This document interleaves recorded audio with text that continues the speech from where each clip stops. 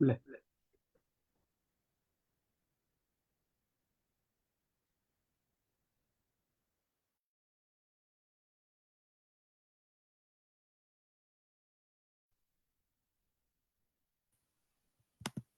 જય શ્રી કૃષ્ણ.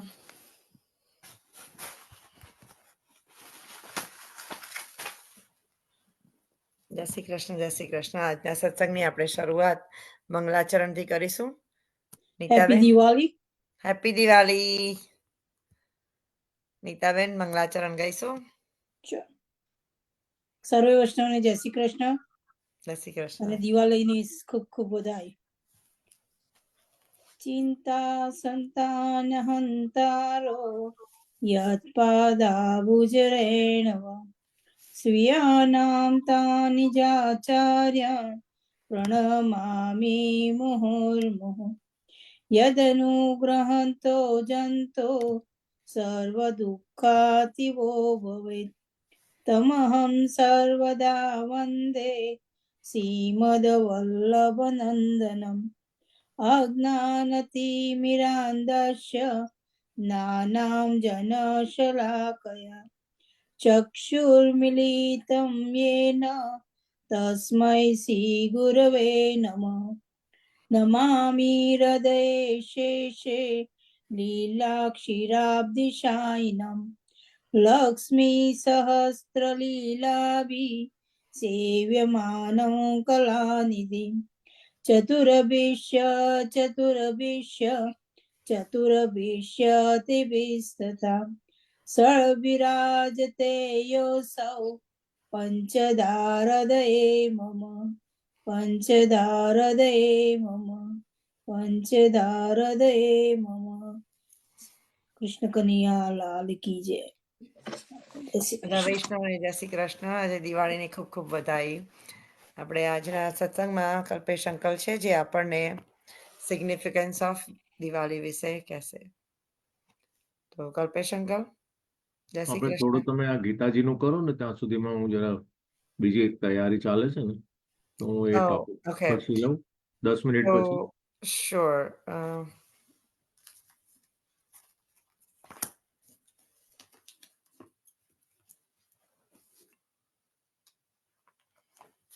એક જ મિનિટ. હા.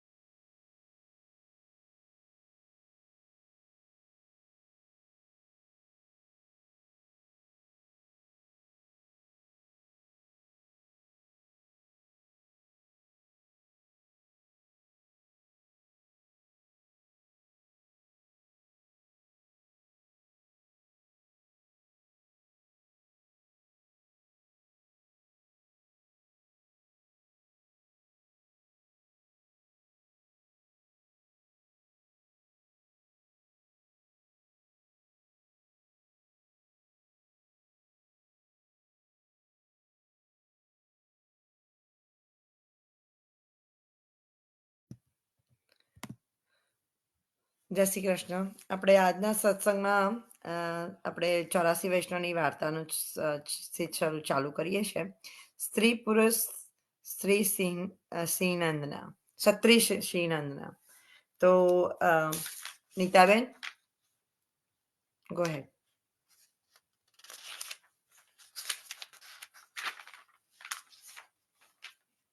તમે મ્યુટ પર છો.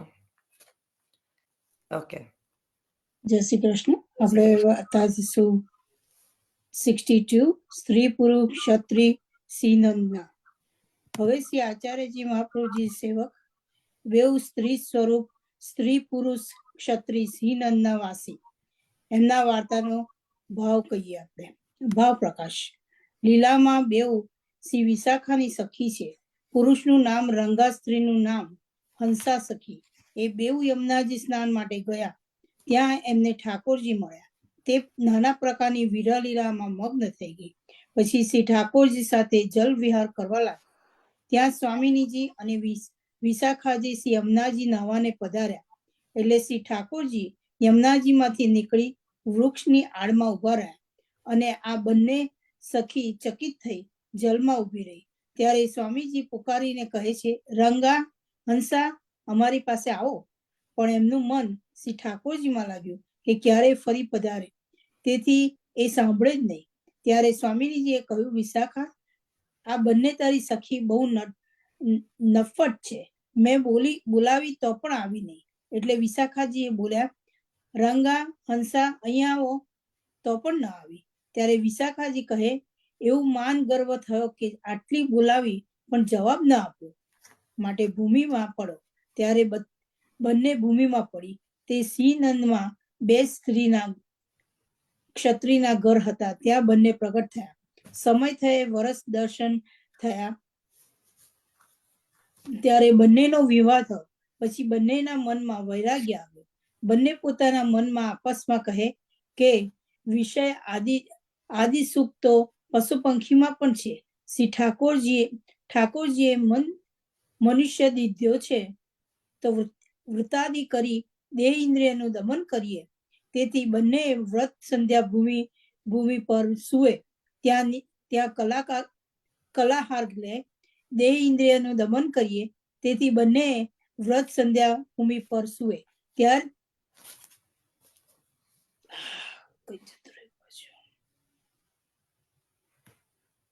સોરી, એક મિનિટ.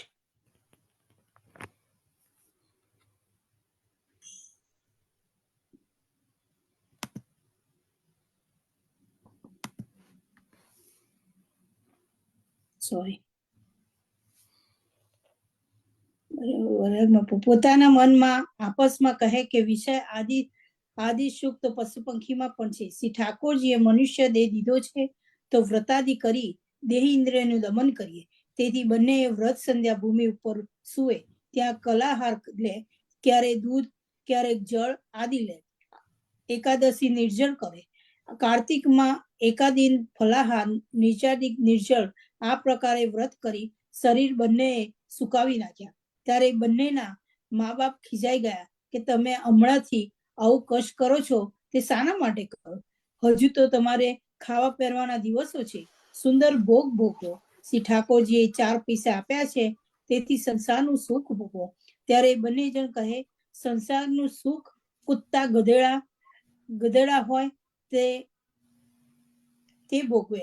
અમે તો વ્રત કરીશું. એટલે તે ચૂપ રહ્યા. પછી એક દિવસ મહિનામાં સરસ્વતીમાં તેનો નાતા હતા.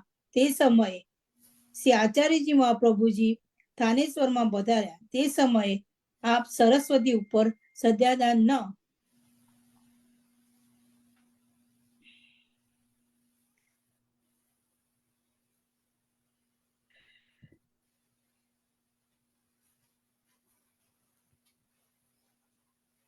માટે પધારે. ત્યારે આ બંને જલમાં ઉભા જોઈને થાનેશ્વરમાં વૈષ્ણવોને પાસે આપે પૂછ્યું કે આ સ્ત્રી પુરુષ કોણ છે?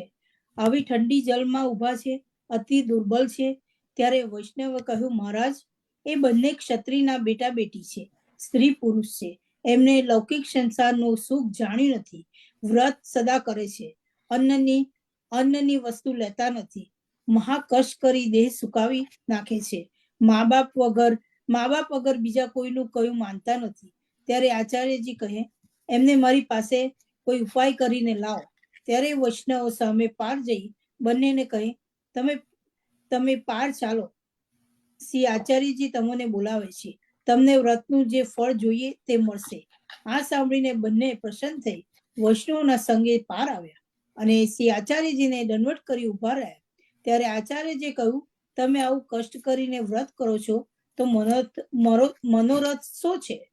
તમને ફળ જોઈએ તે લો. ત્યારે બેઉ કહે, મહારાજ, ફળ તો બહુ મોટું ઈચ્છીએ છીએ અને સાધન તુચ્છ કરીએ છીએ, કે ફળ કેમ મળશે? ત્યારે શ્રી આચાર્યજી કહે, તમે કહો તો ખરા. ત્યારે બેઉએ કહ્યું, અમને એ મનોરથ કે આ જન્મમાં આ જ શરીરથી શ્રી ઠાકોરજી અમારાથી બોલે અને કૃપા કરે. ઠાકોરજી તીર્થ વ્રત કરે અથવા સાધનથી કેવી રીતે મળશે? તેથી અમે શું કરીએ? થાકીને વ્રતાદિ કરીને શરીર છોડીશું. બીજો ઉપાય તો કઈ જાણતા નથી. એટલે આચાર્યજીએ કહ્યું, આટલું કષ્ટ વ્રત કરીને શરીરને દો છો તો શ્રી ઠાકોરજીની સેવા સ્મરણમાં શરીર અને મન લગાડો તો આ જ જન્મમાં પ્રભુ કૃપા કરે. ત્યારે સ્ત્રી પુરુષ બંને કહ્યું, મહારાજ, શ્રી ઠાકોરજીની સેવા કેવી રીતે બને? અમે કઈ પાસે રાખ્યું નથી. આ બે કપડા મેલા ગયેલા છે, પહેર્યા છે, અને મા બાપની પાસે દ્રવ્ય છે, પણ તેઓ તો સંસારના સુખ માટે જે માગે છે તે દે છે, પરંતુ પરમાત્મા માટે અગર શ્રી ઠાકોરજીના નામ ઉપર કોડી બી નહીં દે. અમારાથી દ્વેષ કરે છે અને ભગવત સેવા ધોવ્ય વિના કેમ થાય? ત્યારે શ્રી આચાર્યજી કહે કે એ દ્વેષ કરે તેમાં તે તમને સારું છે. બહિર્મુખથી બોલવું મટ્યું. વળી સેવા લાયક તમે બે આઠ ઘડી કઈ ઊંધમ કરશો તો તેમાં જ તમને નિર્વાહ લાયક મળશે. તેમાં નિર્વાહ કરજો. એવા અર્થે શરીરને કષ્ટ થાય ત્યારે ધીરજ ધરી દુઃખ સહો, તો તમારું દુઃખ શ્રી ઠાકોરજીથી સહ્યું નહીં જાય. શ્રી ઠાકોરજી તમને સાનુભવ જણાવશે. વળી અમે જ્ઞાનેશ્વરના વૈષ્ણવને કહી દઈશું, તમને ઉધાર આપશે, વેપાર પણ સિદ્ધ કરી દેશે. પરંતુ તમારું મન ભગવત સેવા કરવાનું હોય તો ઠાકોરજી બધો ઉપાય કરશે. જો મન ન હોય તો તમારી વાત તમે જાણો. ત્યારે બંને કહ્યું, મહારાજ, અમારું મન તો બહુ છે. મા બાપના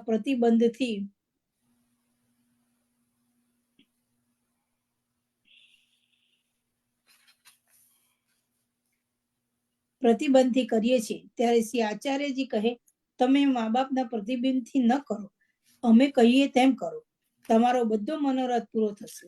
ત્યારે બંને પ્રસન્ન થઈ કહે, મહારાજ, અમે આપની શરણે છીએ. જે પ્રકારે અમારું ભલું થાય તેમ કરો. ત્યારે શ્રી આચાર્યજી કહે, સ્નાન કરીને આવ્યા છો, અપરસમાં તો તમે છો, માટે આગળ આવો. ત્યારે બંને આગળ આવ્યા. એટલે આપે નામ નિવેદન કરાવ્યું. પછી શ્રી આચાર્યજી થાનેશ્વરના વૈષ્ણવને કહે, હવે અમને માટે શ્રી ઠાકોરજીનું સ્વરૂપ ઠીક કરો. ત્યારે એક નામધારી વૈષ્ણવ થાનેશ્વરના હતો. તેને કહ્યું, મહારાજ, મારે બે સ્વરૂપ છે, તેથી એક લાલજી હું આપીશ. ત્યારે આચાર્યજી કહે, જલ્દી લાવો. ત્યારે તે નામાધારી વૈષ્ણવ સ્વરૂપ લઈને આવ્યો. શ્રી આચાર્યજી મહાપ્રભુજીએ સ્વરૂપને પંચામૃતથી સ્નાન કરાવી સ્ત્રી પુરુષના માથે પધરાવ્યું. પછી શ્રીનંદના વૈષ્ણવોએ જે આચાર્યજીના દર્શને આવ્યા હતા એમને આપ કહે, આ બંને સ્ત્રી પુરુષ અમારા છે, માટે આ બંને કોઈ પ્રકારથી દુઃખ ન પામે તેમ કરજો. ત્યારે વૈષ્ણવ કહે, મહારાજ, અમે પ્રાણથી માફક એમને જે જોઈએ તે સિદ્ધ કરી દઈશું. તે સમયે સાસુ વહુ પણ દર્શન કરવા આવ્યા હતા.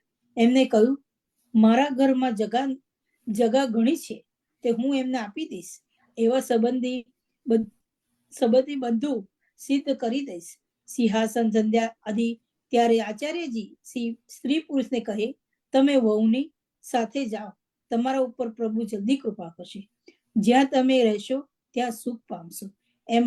જેમાં પુષ્ટિમાર્ગનો ધર્મ સિદ્ધ હોય તે કાર્ય કરજો. ત્યારે સ્ત્રી પુરુષ આચાર્યજીને દંડવત કરી તે વહુની પાછળ આવ્યા. વહુને અલગ જગ્યા કરી ત્યાં ઠાકોરજી પધરાવ્યા. એક વૈષ્ણવથી ₹22 ઉધાર માગી લાવ્યા.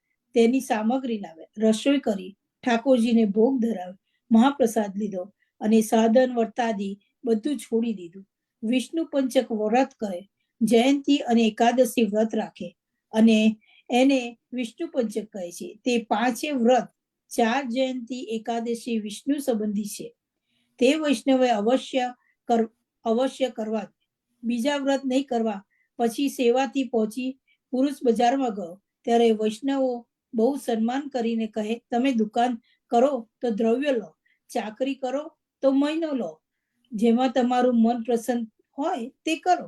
ત્યારે આમણે કહ્યું, મારું મન દલાલી કરવામાં છે. પછી દલાલી કરવા લાગ્યા. વૈષ્ણવો પ્રીતિ કરી ₹2 નિત્ય એમને પેદા કરાવી દેતા. પછી ₹22 જે કરજના હતા તે એમને આપી દીધા અને ભગવત સેવા કરવા લાગ્યા. ત્યારે સ્ત્રી પુરુષ બંનેના મા બાપ એમની નિંદા કરવા લાગ્યા. જે પહેલા તો મોટા ત્યાગી હતા અને હવે વૈષ્ણવથી ભીખ માગીને નિર્વાહ કરે છે, બીજાના ઘરમાં રહે છે, અમને લાજ લગાડે છે. એવું જ કરવું હતું તો બીજા કોઈ ગામમાં જઈ રહેવું હતું. ઠાકોર લઈ લોકોને ઠગવાને મોટા ભક્ત થયા છે. આ પ્રમાણે વાત બધાને કહે છે. પછી કોઈએ પુરુષને આ વાત જણાવી, તેથી પુરુષના મનમાં ખોટું લાગ્યું. ત્યારે સ્ત્રીને કહે કે તારા મા બાપ અને અમારા મા બાપ આ પ્રમાણે જ્યાં ત્યાં નિંદા કરે છે. ત્યારે સ્ત્રીએ કહ્યું કે અમારા મા બાપ સાચા છે. આપણી પાસે શું હતું? એક કોડી હતી. બધું વૈષ્ણવોએ આચાર્યજીના સેવક જાણી કરી આપ્યું છે, તેથી આપણે સુખી છીએ. પરંતુ આ પ્રકારે ઠાકોરજી સેવા માનશે નહીં. આપણો ધર્મ નાશ થશે. વૈષ્ણવની પૂજાઈને ધન લઈ આપણે નિર્વાહ કર્યો, તેથી આપણને ધિક્કાર છે. માટે હવે એવી જગ્યાએ ચાલો જ્યાં આપણને કોઈ વૈષ્ણવ જાણે નહીં. ત્યાં જે કમાઈ લાવો તેમાં ભોગ ધરીને નિર્વાહ કરો. ત્યારે ઠાકોરજી પ્રસન્ન થશે. આપણા મા બાપ સાચી નિંદા કરે છે. આપણે નિંદાને યોગ્ય છીએ, કેમ કે ઠાકોરજીને પ્રસન્ન કરવાને માટે શ્રી આચાર્યજીની શરણે આવ્યા અને સેવા પધરાવી છે. કંઈક વૈષ્ણવ થઈ પૂજવાને માટે નહીં, પોતાની બડાઈને માટે વૈષ્ણવ નથી થયા. તેથી આપણો ધર્મ રાખવો જોઈએ. બને તો ઠાકોરજીને લઈને આ ગામથી બીજે ગામે જઈને કંઈક દૂર નીકળી જઈએ. આ વાત સ્ત્રીએ સાંભળી ને પુરુષને કહ્યું, તું ધન્ય છે જે આવી શિક્ષાની વાત કહી. પછી બધી તૈયારી કરી સાસુ વહુને કહે છે, હવે અમે જઈએ છીએ, તમારી બધી વસ્તુ સંભાળી લો. ત્યારે સાસુએ કહ્યું, મારો કઈ અપરાધ હોય તો કહો. ત્યારે વહુએ કહ્યું, અપરાધ નથી તમારો. હવે એમના ઉપર આચાર્યજીની પૂર્ણ કૃપા થઈ છે. સાસુ વહુની વિદાય લઈ ઠાકોરજીએ પધરાવી સ્ત્રી પુરુષ નીકળી ચાલ્યા. કોઈ વૈષ્ણવને અગર મા બાપને પણ જણાવ્યું નહીં. વાર્તા પ્રસંગ 1. એ બેઉ કેટલાક દિવસ આગારા આવી રહ્યા. ત્યાં એક કોડો ભાડે લીધો. જગ્યા બિલકુલ નાની હતી. એથી એક ગોખલામાં ઠાકોરજીને પધરાવ્યા. ગોખલાની આગળ લાકડી અને માટીથી મૂઢગેલી બંધી જગ્યા વધારી. તેના ઉપર સૈયા રહેતી. એક તરફ રસોઈ કરે, એક તરફ સીધું સામગ્રી રાખે. રાત્રે સ્ત્રી પુરુષ કોટરીના દરવાજા ઉપર સૂઈ રહે. દરવાજા ઉપર માર્ગ હતો. તે શીતલ ઉષ્કાલનો આ પ્રકારે વિતાવ્યો. પછી વર્ષા ઋતુ આવી એટલે રાત્રિએ મે વર્ષે ઓરડામાં દ્વારે બંને બેઠા બીજે એમ કરતા અર્ધરાત્રિ બીજાતી વીતી. ત્યારે ઠાકોરજી અંદરથી બોલ્યા, વૈષ્ણવ તમે કેમ બીજાવ છો? અંદર આવો. ત્યારે સ્ત્રી પુરુષે કહ્યું, મહારાજ ઓરડો બિલકુલ નાનો છે. તમારી મળમૂત્રની દેહ અમે આપની પાસે કેમ સૂઈએ? મર્યાદા ન રહે. ત્યારે ઠાકોરજી કહે, તમે તો ચોરામાં છીએ, તમે નીચે આવો. તમે ભીજો છો એનું અમને બહુ દુઃખ થાય છે. તમે અંદર આવો તો અમને સુખ થાય. ત્યારે સ્ત્રી પુરુષ અંદર આવી ધરતી ઉપર સૂતા હતા, પરંતુ આખી રાત્રિ ડરતા રહ્યા. જે છીંક ખાંસી વાયુ સરે તો અપરાધ પડશે, આમ ભય કરતા રહ્યા. પછી સવાર થયું ત્યારે શ્રી ઠાકોરજીને પહોંચીને સ્ત્રી પુરુષે મનમાં વિચાર કર્યો કે વર્ષા ઋતુ આવી, આપણે અંદર સૂવું નથી, બહાર સૂઈએ તો બીજાઈએ, ઠાકોરજી દુઃખ પામે. તેથી એક નાનું સરખું છાપરું દ્વારે બનાવવું. એટલે એક છાપરું દ્વાર ઉપર બનાવી બંને સ્ત્રી પુરુષ બહાર આવી સૂતા. ત્યારે ઠાકોરજીએ કહ્યું, અંદર કેમ ન સૂતા? અમારી આજ્ઞા હતી. ત્યારે બંને જણાએ કહ્યું, મહારાજ, અમે લૌકિક જીવ છીએ, તેથી અનુસરમાં પાસે આવવું ઠીક નહીં. આપની આજ્ઞા થઈ તેથી બીજાતા નથી. છાપરા નીચે સૂઈએ છે ત્યારે શ્રી ઠાકોરજી શુદ્ધ ભાવ જોઈને સાનુભવ જણાવવા લાગ્યા. પાછી માગીને આરોપતા તે સ્ત્રી પુરુષ શ્રી આચાર્યજીના એવા કૃપાપાત્ર હતા કે મહાન ભગવતી હતા. તેથી એમની વાત ક્યાં સુધી કહીએ? ભાવ પ્રકાશ. એમની વાર્તામાં એ સિદ્ધાંત થયો છે કે ઠાકોરજીથી ડરતા રહેવું, અપરાધ પડે તો બાધક થાય. દાસનો એ ધર્મ છે કે સ્વામીનો ભય રાખે, પ્રીતિથી સેવા કરે અને પોતાનો ધર્મ ગૌપ્ય રાખે તો શ્રી ઠાકોરજી પ્રસન્ન થાય. તે સ્ત્રી પુરુષની એવી પ્રીતિ હતી. વાર્તા. જય શ્રી કૃષ્ણ. જય શ્રી કૃષ્ણ. Thank you.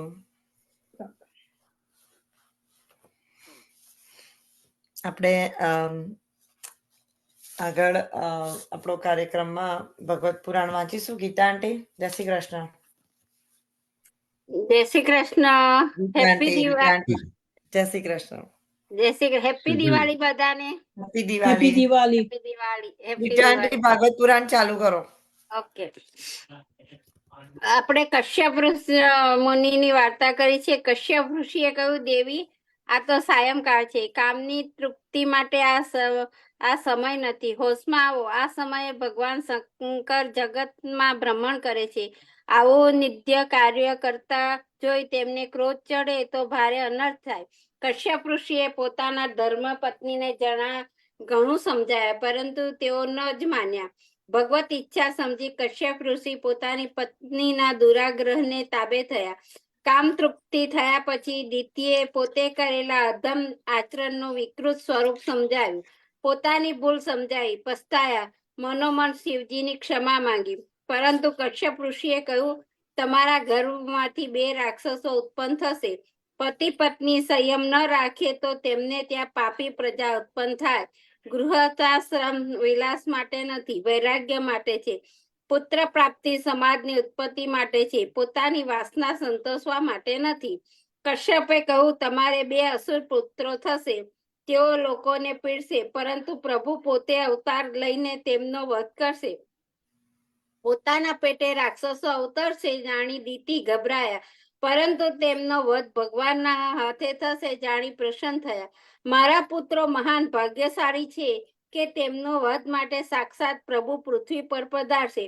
કશ્યપે કહ્યું, હવે તમારા આ સમજ આવી. તમે પશ્ચાતાપ કર્યો, શંકરની ક્ષમા માંગી. તમારા પુત્રો તો રાક્ષસ થશે, પરંતુ તમારા પુત્રના પુત્રો મહાન ભગવત ભક્ત થશે, મહાન વૈષ્ણવ થશે, પ્રહલાદ નામે ઓળખાશે. દિતિને ગર્ભ રહ્યો છે. પોતાના પુત્રો દેવને અને માનવોને પીડશે એવું જાણી દિતિ ગર્ભનો 100 વર્ષ સુધી પોતાના પેટમાં ધારણ કરી રાખ્યો. ગર્ભમાં ના તેજસ્વી સૂર્યચંદ્રનો તેજ ઝાખું થવા લાગ્યું. દેવો ગભરાયા અને બ્રહ્માજી પાસે જઈ પૂછ્યું, દિતિના ગર્ભમાં બિરાજેલા આવા તેજસ્વી જીવો કોણ છે? બ્રહ્માજી દેવોને દિતિના ગર્ભમાં વિરાજેલા તેજસ્વી જીવોની કથા સંભળાવે છે.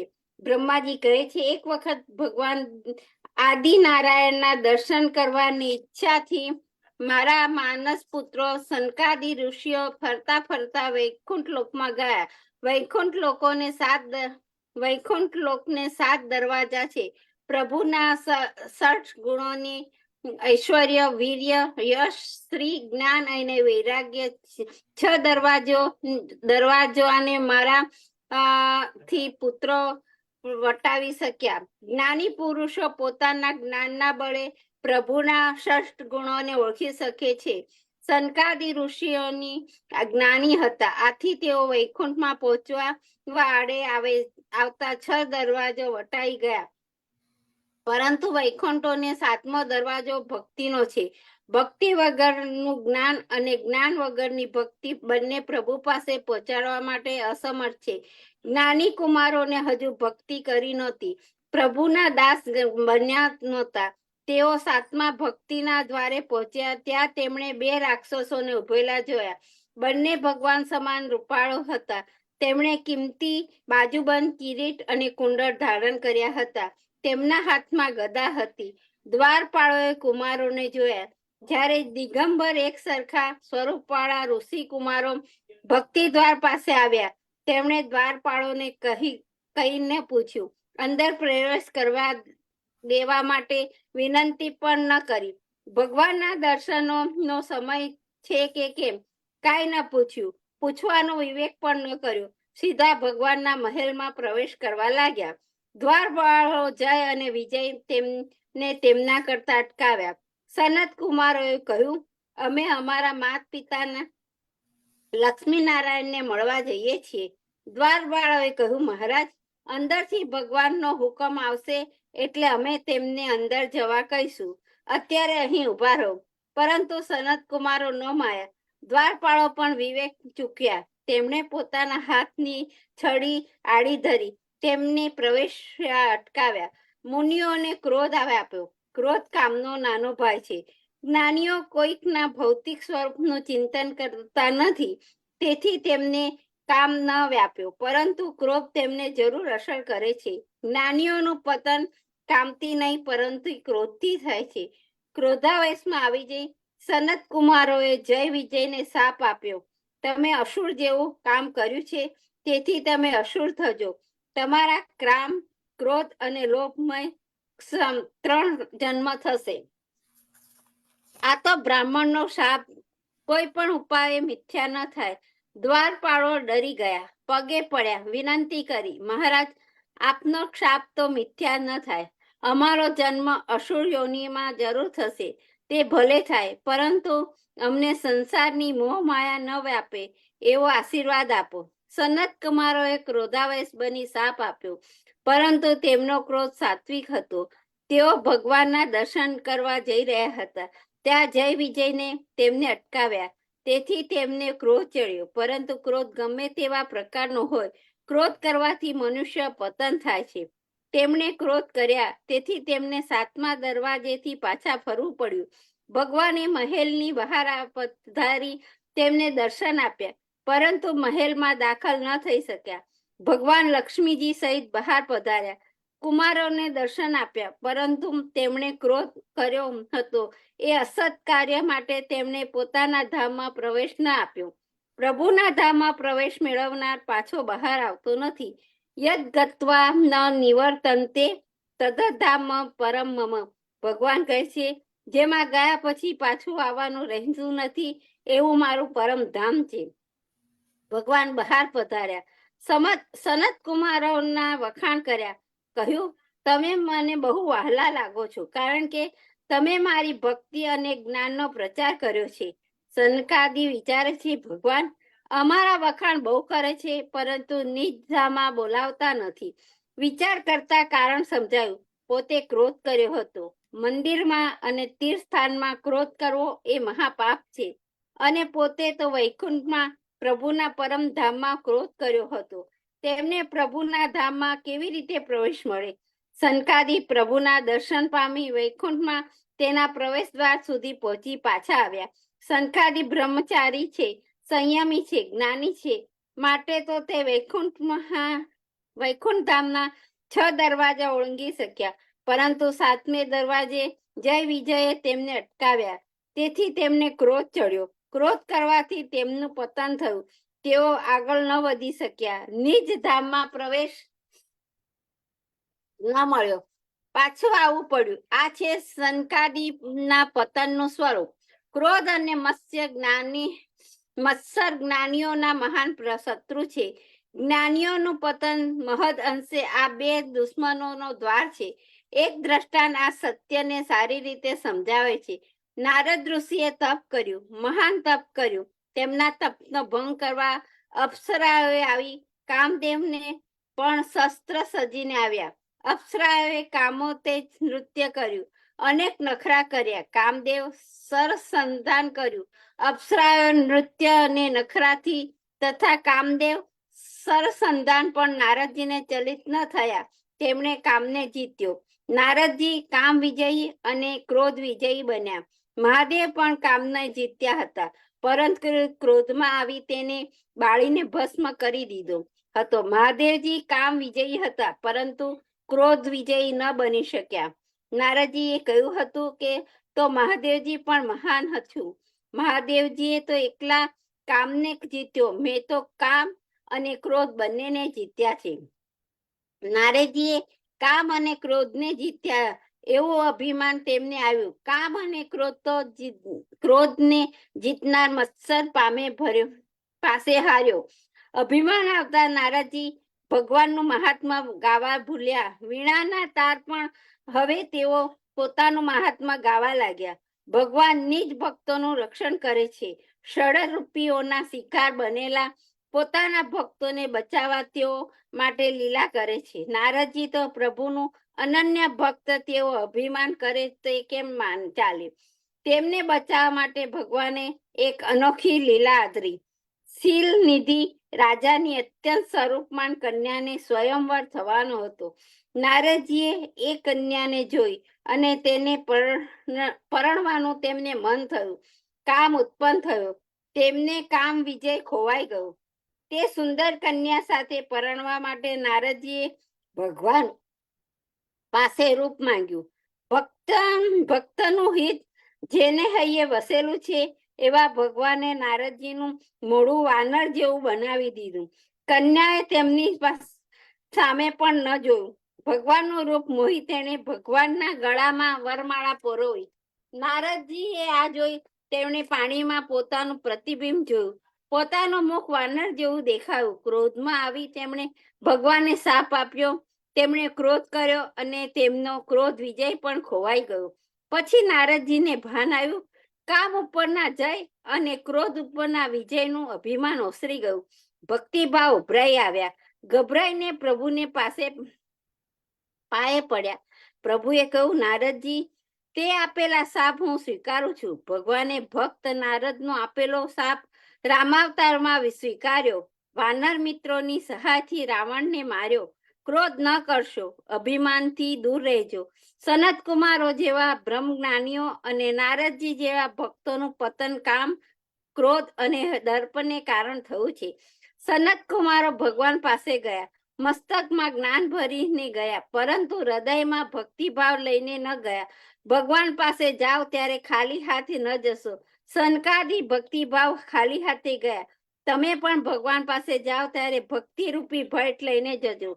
પોતાની પાસેથી શ્રેષ્ઠ વસ્તુની ભેટ ભગવાનના ચરણ કમળમાં ચઢાવજો. વૈષ્ણવો પોતાની પાસેથી સર્વશ્રેષ્ઠ વસ્તુ ભગવાનને સમર્પે છે. ભગવાન ભક્તની ભાવના જુએ છે અને ભાવ પ્રમાણે ધરેલી ભેટનો સ્વીકાર કરે છે. જમનાદાસ નામે એક ભગવત ભક્ત હતા. એક વખત તેઓ બજારમાં ગયા. ફૂલવાળાની દુકાને એક સુંદર સુગંધી ફૂલ જોયું. ભગવાનને ફૂલોની સુગંધ અતિશય પ્રિય છે. ભગવાનને સુંદર સુગંધી ફૂલો બહુ ગમે છે. સુગંધી ફૂલોની માળા ભગવાનને નીલકંઠમાં આરોપો. સુગંધદાર પુષ્પોને ભગવાનના ચરણ કળોમાં પધરાવો. ભગવાનને એ બહુ ગમશે. જમનાદાસે ફૂલ જોયું. જોતામાં જ તેમનું મન મોહ્યું. તન ડોલી ઉઠ્યું. કેવું સુંદર ફૂલ છે! આવું સુંદર ફૂલ મારા ભગવાનને બહુ ગમશે. હું એ ફૂલ લઈને જ મારા પ્રભુના ચરણમાં પધરાવીશ. તેમણે ફૂલવાળાને પૂછ્યું, ભાઈ, આ ફૂલની શી કિંમત છે? ફૂલવાળો કહે, 2 રૂપિયા. પરંતુ તે જ વખતે એક યવન સરદાર ત્યાં આવી ચડ્યો અને તેને પોતાની રખાત એક વૈશ્યાને વેણીમાં ગૂંથવા એ ફૂલ જોઈતું હતું. આ ફૂલ જોઈને તે પણ મુગ્ધા બની ગયો. તેણે કહ્યું, હું એ ફૂલના 10 રૂપિયા આપીશ. એ ફૂલ મને આપ. જમનાદાસે કહ્યું, ભાઈ, હું એના 25 રૂપિયા આપીશ, પરંતુ એ ફૂલ તો મને જ આપજે. યવન સરદાર એની વધુ રકમ આપવામાં કહે છે. બંને વચ્ચે એ ફૂલ ખરીદવા હરીફાઈ ચાલી. યવન 10,000 રૂપિયા આપવા તૈયાર થયો. જમનાદાસે કહ્યું, મારા 1 લાખ રૂપિયા ફૂલ મને આપ. મારે એ ફૂલ મારા ઠાકોરજીને ચઢાવવું છે. યવન સરદારને પોતાની રખાત વેચ્યા માટે એ ફૂલ જોઈતું હતું. તેણે જોયું કે જમનાદાસ તેના 1 લાખ રૂપિયા આપવા તૈયાર થયા છે. તેણે વિચાર્યું, 1 લાખ રૂપિયા તો હીરાનો એક સુંદર હાર આવે. મારી રખાત હીરાના હારથી વધુ પ્રસન્ન થશે. આ એક ફૂલના આટલા બધા પૈસા શા માટે આપવા? તે મેદાન છોડીને ચાલ્યો ગયો. જમનાદાસે વિચાર્યું, ઠાકોરજી મારું સર્વસ્વ છે. મારા ઠાકોરજીને મારે આ ફૂલ જ અર્પણ કરવું છે. ગમે તે કિંમતે આપવી પડે તો પણ હું આ ફૂલ લઈશ અને મારા ઠાકોરજીને સમર્પીશ. યવન સરદાર ગયો. જમનાદાસે પોતાની બધી મિલકત માળે આપી અને ફૂલ ખરીદ્યું. ફૂલ શ્રીનાથજીને સેવામાં સમર્પ્યું. મંદિરના મુખિયાજીએ ફૂલ શ્રીનાથજીના મુકટમાં પધરાવ્યું. શ્રીનાથજી બાવાનો મુકટ ડોલી ગયો તે એટલા માટે કે ભગવાન ભક્તની ભક્તિનું ઋણ સ્વીકારવા માંગે છે. ભગવાન વિચારે છે, મારા ભક્તને પોતાનું સર્વસ્વ આપી મારી પ્રસન્નતા માટે આ ફૂલ ખરીદી તે મને અર્પણ કર્યું. તે ફૂલ મારા ભક્તની ભક્તિનો ભાવ ભરેલો છે. ભક્તની આવી નિષ્કામ પ્રભુ પ્રસન્નતા માટે જ કરેલી ભક્તિ છે. ભગવાનના માથા પર કેટલો બોજો આવી પડે છે. ભગવાન બતાવવા માંગે છે, ભક્ત પોતાની ભક્તિ વડે ભગવાનને વશ કરી શકે છે. સનત કુમારો આ વાત ન સમજ્યા. ભગવાનમાં ધામમાં પ્રવેશવાનો પોતાનો અધિકાર છે એમ સમજી તેમાં પ્રવેશ્યા ગયા. ભક્તિ વગર ભગવાનના હૃદયમાં પ્રવેશવાનો અધિકાર કોઈને મળતો નથી. ભક્તિ વગર ભગવાનના ધામમાં પ્રવેશવાનો અધિકાર સંકાદીને પણ ન મળ્યો. તેમણે ભગવાન દ્વારમાં પ્રવેશ પામ્યા સિવાય પાછા ફરવું પડ્યું. બસ. જય શ્રી કૃષ્ણ. જય શ્રી કૃષ્ણ બધાને. બહુ સરસ હતું આજના પેજીસ. કયા પેજીસ તમે સ્ટોપ કર્યું? બહુ ફાઇન હતું આજનું. મેં 163 પર સ્ટોપ કર્યું. ઓકે. ઓકે. જય શ્રી કૃષ્ણ બધાને. Happy new year. Jai Shri Krishna. Happy new year. Happy Diwali. Happy Diwali. Happy new year. આજે આપણે દિવાળીનું સિગ્નિફિકન્ટ સાંભળીશું કલ્પેશ અંકલથી. તો કલ્પેશ અંકલ, ગો હેડ. દિવાળીનું સિગ્નિફિકન્ટ પુષ્ટિ માર્ગના પર્સપેક્ટિવથી. શ્રી વલ્લભાધીશ કી જય. આપણો આ દિવાળીનો પર્વ અત્યારે તો પરાકાષ્ઠાએ પહોંચ્યો છે. સૌથી ઊંચામાં ઊંચી કક્ષાએ છે. કારણ કે આપણો આ દિવાળીનો પર્વ આપણા માટે પર્ટિક્યુલરલી ગુજરાત પ્રદેશમાં અને વૈષ્ણવ સંપ્રદાયમાં એનું ખરેખર મંગળાચરણ તો એકાદશી એટલે રમા એકાદશીથી શરૂ થાય છે. આપણે જો વિચાર કરીએ છીએ કે આપણે 2 વખતથી આપણે કોઈ બી વિષય વિશે વાત કરીએ ત્યારે એ વિષય હંમેશા અત્યારની પરિસ્થિતિનો જ આપણે અવસરીને લઈએ છીએ. એક આપણે દશેરાનો એક આપણે પ્રસંગ ચૂકી ગયા, પણ એ સિવાય આપણે નવવિલાસ અને પછી શરદ પૂનમ જે લીધું એ ખરેખર એક પ્રભુની કન્ટિન્યુટીનો આપણને અંદાજ આપે છે. એટલે મતલબ કહેવાનું એ છે કે ઠાકોરજી તમને 24 મહિના 12 મહિના અને 24 દિવસ તમને ક્યારેય ને ક્યારેય પોતાનામય રાખવાનો પ્રયત્ન કરે છે. એ હંમેશા એવું ઈચ્છે છે કે મારો જો ભક્ત છે એ મારામય રહે અને યોગ માયાથી હટીને ઠાકોરજી એમનું પોતાનું જીવન મને સમર્પણ કરે, મને લક્ષ્યમાં રાખીને પોતાનું જીવન જીવે. એટલે આપણે રમા એકાદશી વિશે તો આપણે આગળ સાંભળ્યું હતું. એ રમા એકાદશી બધાને કદાચ ખબર હશે અને એ વખતે આપણે કદાચ વાત થઈ હતી કે નહીં ખબર નહીં, પણ એ રમા નામની સખી જે હતી એ સખીએ માંગ્યું હતું પ્રભુ પાસે કે ભાઈ મને આપનું સાનિધ્ય જોવે છે. તો મને ખબર નથી કે એ વાત જે થઈ હશે કે નહીં, પણ એમાં એમણે પ્રભુએ એમને કહ્યું કે તમારે એક યુગની રાહ જોવી પડશે. એટલે પ્રભુએ કીધું કે તમને આવતા યુગમાં હું તમને મારું પોતાનું સાનિધ્ય અને પોતાનું કૃપા ઇન્ડિવિજ્યુઅલી તમને આપીશ. અને એ બીજા જન્મમાં દ્વારકાધીશ પ્રભુ જ્યારે પહોંચ્યા અને દ્વારકામાં એ સત્યભામા નામની જે રાણી હતી એ આગલા જન્મમાં રમા હતી.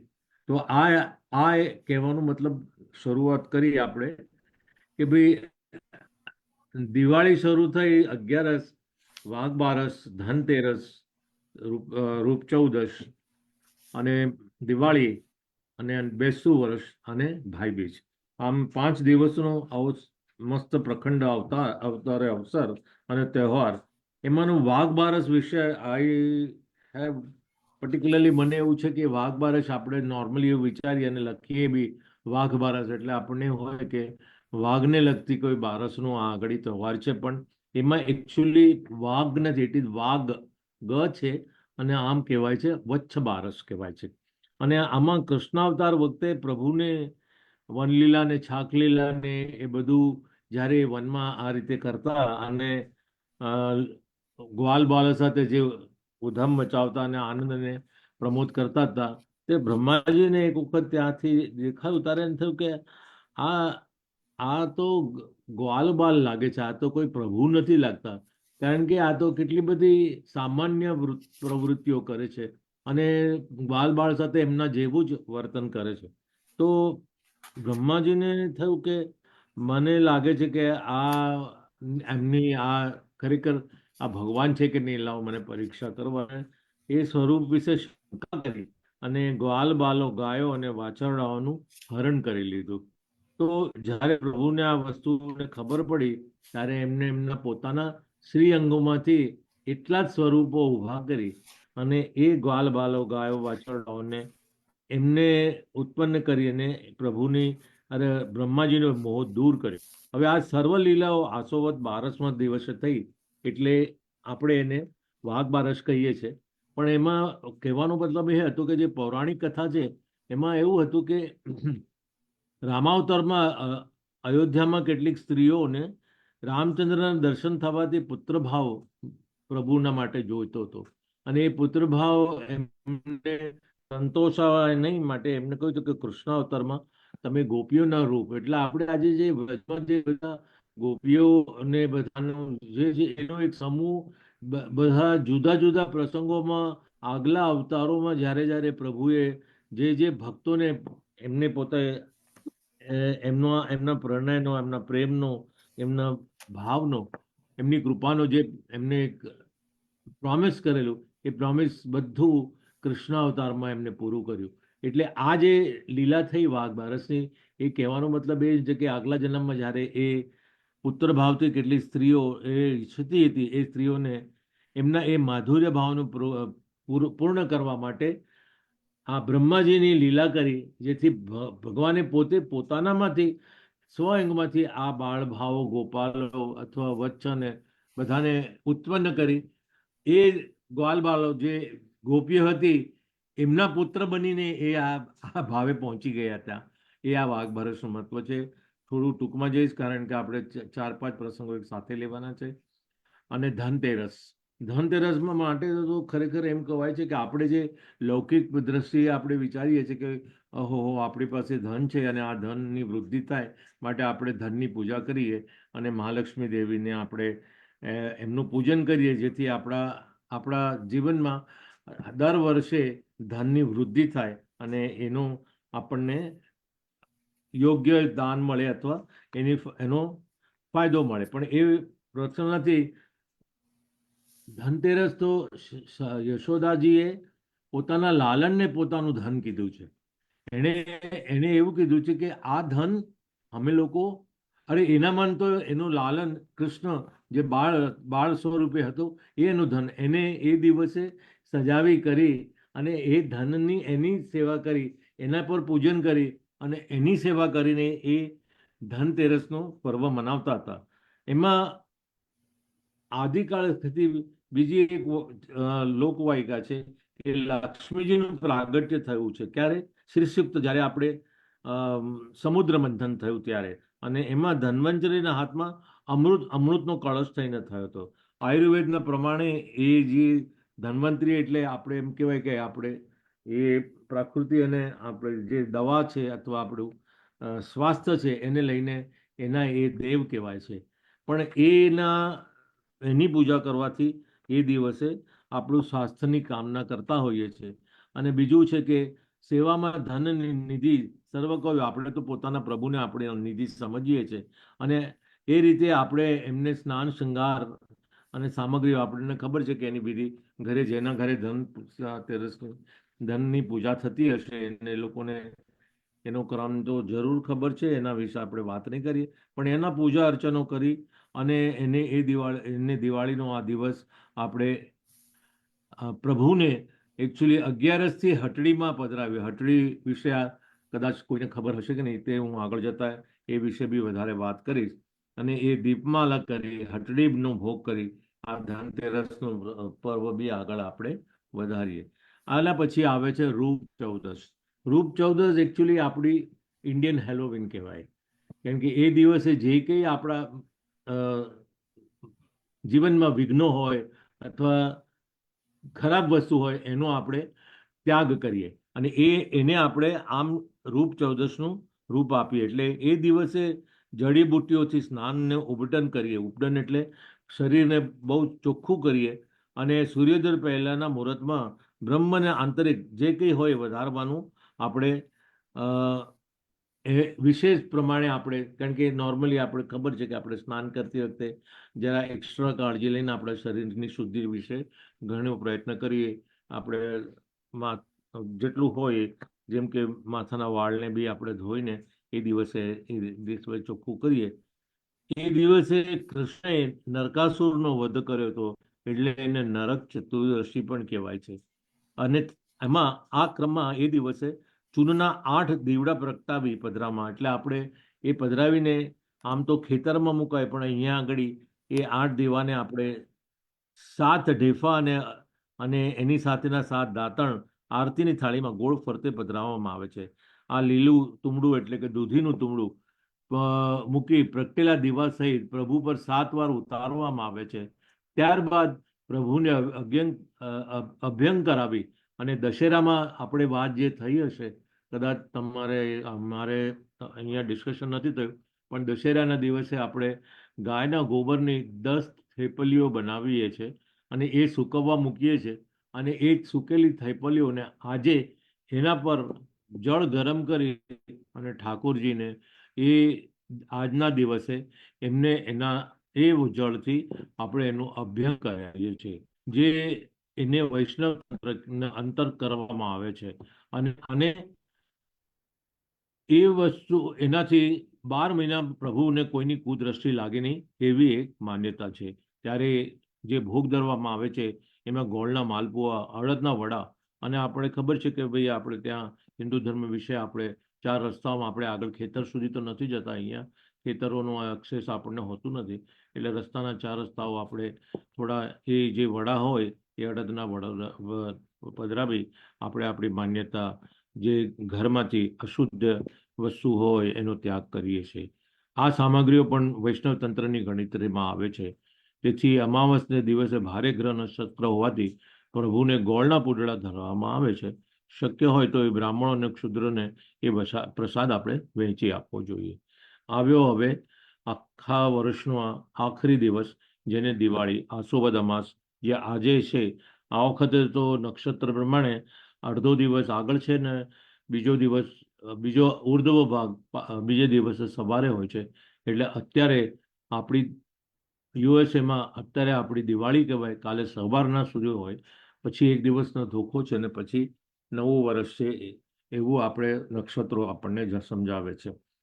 પણ આ દિવસ એટલા માટે મને છેલ્લો દિવસ મનાય છે. રામાયણમાં એમ કહેવાય છે કે રામચંદ્ર વનવાસ 14 વર્ષ પૂર્ણ કરીને અયોધ્યામાં પધાર્યા હતા અને એ પ્રજાને એટલા પ્રિય હતા કે કોઈ દિવસ 14 વર્ષમાં એ દરમિયાન કોઈએ ઘરમાં મીઠાઈ નહોતી બનાવી, સારા અંગવસ્ત્રો નહોતા પહેરતા, અથવા ઘરમાં દીવા કે રંગ રોગાન કે કાંઈ નહોતા કરતા. રામચંદ્રજીના પધારવાની વધાઈથી એ લોકોએ આ વસ્ત્રો શૃંગાર ધારણ કરવા, વિવિધ પ્રકારની મીઠાઈઓ બનાવી, આ રીતે એને અયોધ્યાવાસીઓ કર્યું. પરંતુ આ જે પરંપરા છે એ આપણે આજે વૈષ્ણવ દિવાળીના અનેક પ્રકારમાં અનસખડી, દૂધગર અને આપણે શું કહેવાય કે ફિક્કાની સામગ્રી બનાવીને એને ધરે છે. સખડી ક્રમ પણ દિવાળીના પ્રમાણે વિશેષ હોય છે. વૈષ્ણવ આ દિવાળી ઉજવવા માટે ક્રમ વ્રજલીલા સાથે જોડાયેલ છે. વિતેલ વર્ષ વિદાય અને આવી રહેલ નવા વર્ષની મંગળ કામનાઓ માટે તેને સ્વાગત અને નવા વસ્ત્ર શૃંગાર કરી અને દિવાળીથી 11ની હટડીમાં પધરાવે છે. હટડી એટલે લાલ લાકડાનો કાચનો બંગલો, અને હટડીમાં આ દિવાળીને દિવસે વિશેષ દીપમાળા પ્રગટાવવામાં આવે છે. એટલા માટે કે ભાઈ આનંદનો ઉત્સવ છે ને પ્રભુ એમ કહે છે ને કે ભાઈ તમારા જીવનમાં તેજોમય થાય. આપણે દિવાળીનું પર્વ એટલે જ કરીએ છીએ કે આપણા જીવનમાં અંધકાર, કે આગલા દિવસ સુધી આખા વર્ષમાં જે આપણા જીવનમાં અંધકાર હતો, આ દિવાળીના દીવાઓ પ્રગટાવથી, આપણે દીપમાળા કરવાથી આપણા જીવનમાં તેજ ઊભું થાય, એ એક વાસુ છે. આ દિવસે પ્રભુ હટડી માંડીને બેસે છે. આપણને આગળ આપશે વાત કરીશું અન્નકૂટીની, એમાં આપણને ખબર પડશે કે ઠાકોરજી એ ઇન્દ્રભંગ કરી અને ગિરિરાજને અથવા ગોવર્ધન પર્વતની સેવા પૂજા કરવાનું જે વ્રજવાસીઓને નિર્દેશ કર્યો અથવા વિનંતી કરી, એના આધારે એમને બધાને એ હટડી એટલે કે દુકાન માંડવાનું એમને એક પ્રયોજન કર્યું અને એ દુકાન માંડીને બેઠા. આપણા ત્યાં હવેલીમાં કદાચ, હવે મને 2 વર્ષથી ખબર નથી, પણ મેં 3 વર્ષ પહેલા એક મોટું ત્રાજવું બનાવેલું અને સાથે શાકભાજી ત્યાં આગળ ડિસ્પ્લે કરી હતી હવેલીમાં. તો એ એક હટડીનો ભાવ આપ્યો હતો, એટલે દુકાનનો. કહેવાનો તાત્પર્ય કે વ્રજમાં એ લોકો પ્રભુ ત્યાં પોતે બેસી અને આ બધી સામગ્રીઓનું વિતરણ કરે, અથવા બીજા બધાને કહે કે એ આવીને એ સામગ્રી એ લોકો લઈ જાય ઘરે, એમાંથી ઠાકોરજી માનવા માટે એ સામગ્રી સિદ્ધ કરે કે ગોવર્ધન પર્વતમાં ગોવર્ધન પૂજાની વખતે આપણે અન્નકૂટની સેવામાં એ આપણી સામગ્રીઓ બધી જે ધરીએ, જે આ વર્ષ સુધી અત્યાર સુધી આ બધી પરંપરાઓ બહુ સારી રીતે, એ જે હટડી છે એ હટડીને દુકાનને એમાં એ પોતે અલગ અલગ દામ, અલગ અલગ માંગણીઓ લોકો જે કરે છે અને હટડીના લીલાનો સૌ આનંદ પામે છે. વૈષ્ણવ પણ આવી સજાવટ કરીને પ્રભુને હટડીમાં પધરાવે છે. આપણે ત્યાં બી છે, મેં બી આજે એ હટડીનો પ્રયત્ન કર્યો છે. મારા ઘરે બી એ પિક્ચર થયેલું છે અને હું બનશે તો સેજલ તમને મોકલાવી દઈશ એમાં વોટ્સએપમાં. તમે હટડીનો તમે જે છે જે પ્રસંગનો આનંદ લઈ શકશો. એ ઉપરાંત મેં ગોવર્ધનનો બી કરેલો છે, લીલાનો મનોરથ. એટલે ગોવર્ધનને, અને પછી એની આગળ જે આવે છે એ કાન જગાઈની વાત છે. એટલે કાન જગાઈ, હટડી, ગોવર્ધન પર્વત, અન્નકૂટ, આ એક આખી આનું પુષ્ટિમાર્ગીય મહત્વ છે. એટલે આપણે એ હટડીમાં લીલાનો આનંદમાં આવીએ છીએ અને સજાવટ કરીને હટડીમાં બધાને પધરાવે છે. એ દિવસે અન્નકૂટની તૈયારી રૂપે ગાયની પૂજા કરીએ છીએ આપણે. બ્રાહ્મણ અને ગાયની પૂજા અને ગોવર્ધન ધનની પૂજા, આ 3 પૂજાનું મહત્વ એમને કહ્યું છે. અને ગાય પૂજામાં એ દિવસે તમે આજે જોશો કે ભાઈ આપણા શ્રીનાથ દ્વારમાં આપણા તિલકાયત એક ગાયની એને કાન જગાઈ કહે છે. એટલે ગાયોને સજાવીને એમને બોલાવીને એમના કાનમાં કહે છે કે હવે આવતીકાલે આપણે ત્યાં આ સુંદર ગોવર્ધનનો છે અન્નકૂટનો પ્રસંગ, તો આપ જરૂરથી આ ગોવર્ધન પર્વતને ખૂંદવા આવજો, એવું કહેવામાં આવે છે. એટલે એમ કે ગોવર્ધન પર્વત પર જઈ અને એ પર્વતને ખૂંદજો તમે, કે તમારો પોતાનું છે. એ પ્રાપ્ત કહે છે ને કે કાલે પ્રાતઃ ગોવર્ધન સમયે ગોવર્ધનને ખૂંદવા જલ્દી પધારજો, એવું કહેવામાં આવે છે. એને કાન જગાઈ કહે છે. એ કાન જગાઈનો પ્રસંગ બી છે. બીજું તમને પ્રસંગની વાત કરું કે આગલે દિવસે એટલે 14ના દિવસે કે 13ના દિવસે આપણે મંદિરમાંથી અથવા આપણા ઘરમાંથી જે ચોખા હોય એ ચોખાનો છાબડો લઈને આપણે ઠાકોરજી માટે અલગ રીતે એને સેપરેટ કરીએ. કારણ કે આપણે અન્નકૂટમાં જે સખડીનો ભોગ કહીએ છીએ, જે ભાતનો ડુંગરો બનાવીએ છીએ, એમાં જે 5 આપણે ઘૂઘરા મૂકા અને પધરાવીને જે ભાવીએ છીએ, એનો ચોખા મંદિરોમાં તો ત્યાં રસોઈના ઘરમાં આ તિલકાયતની સાથે મુખ્યાજીને બધા પધરાવવા જતા હોય છે. એ ચોખા ત્યાં આગળ સ્પેસિફિકલી આ અન્નકૂટના ઢગલાના ભાવને માટે કરવાનો હોય છે. અને હવે ગાયોને આગે એમને જે રંગોનો વિચિત્ર કરે છે, લાંબા લાંબા મોરપીંછ અને મસ્તક પર શિંગડા બાંધવામાં આવે છે, એ અને ગ્વાલવાલોની પીઠ પર કંકુની હાથના છાપા કરવામાં આવે છે. એટલે આવા મોટા ઉત્સવને ગૌશાળા અથવા મનોરથ જેવા મોટા સ્થાને પધરાવવા, ઠાકોરજીને પધરાવવા અને હળદર અને કંકુ આદિથી અલગ અલગ ચારણીઓ દ્વારા છાપાઓ પાડીને આપણે ઘરમાં રંગોળી કરીએ છીએ, છાપાઓ મારીને. તો એવી રીતે ગાયોને ખેલવાના કીર્તનો ગાતા ગાતા એ ત્યાં આગળ હીરકમાં, એટલે આગળનો જે ચોક હોય છે એ ચોકમાં બધા પધારેલા હોય છે. આ રીતે આપણે દિવાળીનો પર્વ આપણે બીજી કોઈ રીતે ન મનાવતા, આપણે ઠાકોરજીના સાનિધ્યમાં મનાવીએ. અને બીજે દિવસે એટલે અન્નકૂટ કારતક સુદ એકમ એ દિવસે નવા વર્ષની શરૂઆત આપણે એનાથી થાય. બહુ ઘણું બધું એના વિશેનું લાંબુ વર્તન આપણે પ્રવચન કરી શકાય એમ છે, પણ હું તમને ખબર ઇન્દ્રનું માન ભંગ કરવા, અને આપણે ઘણા બધા કીર્તનો ઇન્દ્રના માન ભંગને એને વર્ષા ઋતુ કરીને એમને પછી ઠાકોરજીએ ટચલી આંગળીએ ગોવર્ધન ધર્યા, ત્યારે ઠાકોરજી આટલો મોટો ગોવર્ધન ધર્યો. તો મારે એક વસ્તુ સમજાવવાની હતી કે ત્યારે એ જરા બી વાંકા ચૂકા કે તેડા કે ત્રિભંગી ન થઈ જાય, પણ જ્યારે વાંસળી વગાડતા હતા વન જ્યારે વેણુ વખતે, ત્યારે એમના આખા અંગનો 3 જગ્યાએ એમનો ત્રિભંગ થયો. તો એમ કેમ? કારણ કે એ એમનો સ્વભાવ હતો. એ ગોપીઓની સામે નરમ હતા, એમને પ્રેમ હતો, એમની કૃપા હતી. અને અહીંયા ગોવર્ધન ઉચકીને એમને એમનો પ્રભાવ જતાવવાનો હતો. એમને દેવતાઓની સામે એમને પોતાનો જસ બતાવવાનો હતો કે આ ખોટી વસ્તુની સામે હું મારો પ્રભાવ બતાવું છું. એટલે જ્યાં પ્રભુ પ્રભાવ બતાવે ત્યાં ખૂબ કડક હોય છે. જ્યારથી વ્રજ છોડ્યું ત્યારથી એમને પ્રભાવ બતાવ્યો છે. જ્યાં સુધી એ વ્રજમાં હતા ત્યાં સુધી એમને પોતાનો સ્વભાવ બતાવ્યો છે.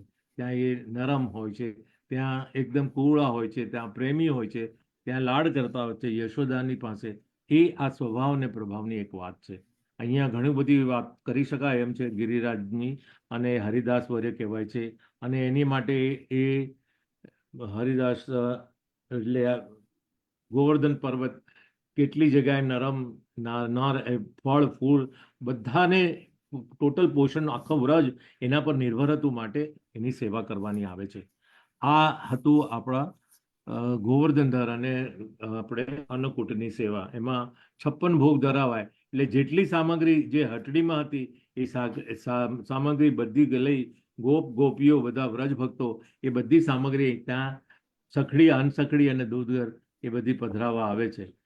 એ રીતે આપણે અન્નકૂટનો આપણે પ્રસંગ વાંચે. અને છેલ્લું કાર્ય છે ભાઈબીજ. એને બી જરા ટૂંકમાં કહીશ કારણ કે સમય વધારે થયો છે. અને એનું ખાસ તો મહત્વ આપણે ત્યાં યમુનાજીને ને લગતું છે કે યમુનાજી એમના ભાઈ યમરાજને એ દિવસે નિમંત્રણ આપે છે. એટલા માટે આપે છે કે કારણ કે એ તો કૃપાના સાગર છે. એમને યમરાજાને નિમંત્રણ આપી એમને ત્યાં ભોજન કરાવી, એમની પાસે એક પ્રોમિસ લઈ લીધું આપણે. એમની પાસે એમને એ પોતાના ભક્તો માટે એવી રીતનું અભય વચન લઈ લીધું. એ શબ્દ વધારે સારો છે. અને કીધું કે મારા ભક્તોને જેના પર હું કૃપા કરું છું એને તમારે ત્યાં એમને આવવાનું નહીં, અને એમને યમલોકમાં તેડી નહીં જવાના. આ એમનું પોતાનું છે. માટે આ પ્રસંગને લઈને યમરાજા એ વચનથી બંધાઈ ગયા. અને આ શુક્લ પ્લસની બીજને દિવસે એટલા માટે લાખો લોકો શ્રી યમુનાજીમાં સ્નાન કરે છે. એ વિશે ભાઈ બહેનનો હાથ પકડીને યમુનાજી જલમાં ગોથા લગાવડાવે છે. ભાઈ બહેનને ત્યાં ભોજન કરવા જાય છે. પ્રભુ પણ બહેન સુભદ્રાજીની ઘરે ભોજન પર. તમને ખબર છે કે સુભદ્રા એમની બહેન હતી. અને સુભદ્રા કોણ હતી એવી કદાચ તમને ખબર હોય કે ના હોય, પણ એ અર્જુનના પત્ની હતા. એટલે આમ તો અર્જુન અને શ્રી કૃષ્ણ એ બનેવી અને સાડા થાય. આમ પ્રભુ તો છે જ, પણ આમ એ ફોઈના દીકરા બી થતા. એટલે એમના સંબંધો ઘણી રીતે હતા એવો જોવાનો ઉલ્લેખ બી મળે છે. પુષ્ટિ માર્ગમાં યમુનાજીના ભાવથી સ્નાન કરવા તો બધા જાય છે. યમુનાજીના જળમાં સૌ ભાવના એની વિશેષ સત્સંગ. જ્યારે ગોપીજનો સાથે રાસ કર્યા પછી શ્રમિત થઈને જ્યારે એમને પોતે એના પરિકર સાથે જમના જળમાં સ્નાન કર્યું, ત્યારે એમના જે શ્રમ બિંદુ હતા એ શ્રમ બિંદુ જે જમના જળમાં મિશ્રિત એટલે કે મિક્સ થઈ ગયા. એ જમણા જળ આજે પ્રભુના શ્રમ બિંદુથી બી પરવરિત છે. એટલે તમને એ સોનામાં સુગંધ મળે એવું આ જમના જળ એકલું જમના જળના પ્રતાપથી નથી, પણ ઠાકોરજીના શ્રમ બિંદુ જે એની અંદર મિશ્રિત થયેલા છે એનો બી તમને પ્રભાવ મળે છે. માટે એ વખતે આપણે ત્યાં આગળ આપણે જે યમનાષ્ટકમાં બોલીએ છીએ ને, સ્મર શ્રમજ લાણુ બી સકલ ગાત્ર જય સંગમ. એટલે આપણે આ જે સ્ટેટમેન્ટ વાપરીએ છીએ, અને માટે જમના જળનું જળ આપણે સેવામાં સ્નાન કરાવી અથવા ઝારીજી યમુનાજીમાં જળ ભરીએ છીએ, અને એ શૃંગાર કરાવીને ઠાકોરજીને ભોગ ધરીએ છીએ, અને પ્રસાદીને કુમકુમથી ભાઈને આપણે ચાંદલો કરીએ છીએ, અને ભોજન કરીને એની પાસે અભય વરદાન માંગીએ છીએ. આ હતું આપણું પુષ્ટિ માર્ગનું આખા દિવાળીનું પર્વ, આખી યાત્રા કરાવી 11 ભાઈબીજ સુધી. અને આ છે કે એમાં મેં જે હટડી કે ગાય કાન જગાઈ એ જે પ્રસંગોનો મેં ભાર મૂક્યો એ પુષ્ટિ માર્ગની દ્રષ્ટિએ એનું મહત્વ ઘણું બધું હતું. કારણ કે પ્રભુ તો તમને કોઈ બી રીતે કોઈ બી પ્રસંગે દરરોજ સવાર પડે તમારો એનો નવો પ્રાગટ્ય હોતો હોય છે ને નવો મનોરથ હોતો હોય છે. તમને એકલા ક્યારેય છોડતા નથી. એ હવે આપણે કોઈ કીધું કે ઓ તમે તો બહુ અલૌકિક કરો છો. મેં તો હું અલૌકિક કે લૌકિક નથી. હું સાધનને પ્રેમ નથી કરતો, હું સાધ્યને પ્રેમ કરું છું, સાધન યુઝ કરું છું. આ બધી વસ્તુઓને વાપરી અને ઠાકોરજીમાં વિનિયોગ કરીએ. અને એ આપણે જે પર્વ મનાવીએ છીએ આખો દિવાળીનો એ રીતે એનો આનંદ અલગ છે. કર્યા પછી જે આનંદ આવે છે એ પ્રભુને આપેલી કૃપા છે. આપણે પોતે આનંદ લેવા જઈએ તો આપણને 2 ઘડી 1 કલાક જો મળી જાય એ આનંદ નથી, એ સુખ છે, એ પ્લેઝર છે. જોય જોઈતો હોય તો ઠાકોરજી પાસે જવાનું, પ્લેઝર જોઈતી હોય તો આપણે પોતે લેવાનું. જય શ્રી કૃષ્ણ. સંતુષ્ટ જોઈતો હોય અંદરનો જે અંતરની આત્માનો સંતુષ્ટ જોઈતો હોય તો આપણે પ્રભુ પાસે પ્રભુની સેવા કરવાની જવાનું. અંદરથી શું કહે ઠાકોરજીની છે? સેવામાં જે આપણને અંદરથી સંતોષ મળે છે ને એ બહુ સરસ મળે છે સેવા કરવાથી. હા, અને તમે જો એવા તમે ઓતપ્રોત થજો, Yes. કારણ કે તમને આમાં તત્સુખની સેવા આવે છે. કારણ કે તમે તમારા માટે તો બહુ જ જીવે, બધા જ જીવે છે. પણ તમે જ્યારે એવો વિચાર કરો કે ઓહો આજે તો મારે ઠાકોરજીને ભોગ ધરાવવાનો છે, આજે મારે શણગાર છે, આજે મારે ઠાકોરજી માટે બંગલો તૈયાર કરવો, આજે ઠાકોરજીને મારે સ્પેશિયલ લાડ કરાવવા છે. આ જે તમે જે વસ્તુમાં ભાવ ઊભો કરો છો ને એમાં તમે જે રીતે ઓતપ્રોત થાવ છો. અમે આજે અમારા ઘરમાં આ પોસિબલ થયું છે તો અમે હટડી ઊભી કરી છે. એટલે અમે ચારે બાજુથી ભેગા કરીએ કે ભાઈ અમે કઈ કઈ સામગ્રી મૂકીએ, કયું કયું અનાજ મૂકીએ, કઈ કઈ શાકભાજી મૂકીએ, કયા કયા ફ્રૂટ મૂકીએ. એટલે એ જે બધું ડિસ્પ્લે કરીએ છીએ એમાં તમારો ભાવ અનેરો આનંદ આવે. આપણે આપણા ઘરમાં કોઈ મહેમાન આવે છે તો આપણે બધા કેટલા ખુશ થઈએ. જાત જાતની નવી નવી ક્રોકરી મૂકી દઈએ, આપણે સારામાં સારી વાનગીઓ બનાવીએ અને સરસ મજાના થાળ બને. આપણે રોજ તો એવું નથી કરતા, આપણે તો પેપર પ્લેટમાં બી ખાઈ લઈએ છીએ. તો જ્યારે મહેમાનને તમે આટલી બધી વાત કરો, તમે વિચાર કરો કે જે તમે પ્રભુ માટે જ્યારે આ કરતા હો તો એનો જે આનંદ અનેરો આનંદ આવતો હોય એ તો આહ્લાદક જ હોય. અને એ તો કોઈકને જ મળે. આપણે કહેવાય છે ને કે તમે સમજો આપણા કૃષ્ણ કૃપાના વોટ્સએપ ગ્રુપમાં જેટલા હશે અને જેટલા અહીંયા 20 જણા આવે છે તો એ આ લાભ 20 જણાને જ પ્રભુ કૃપા કરે. પ્રભુ 750 કરોડને નથી કરતા.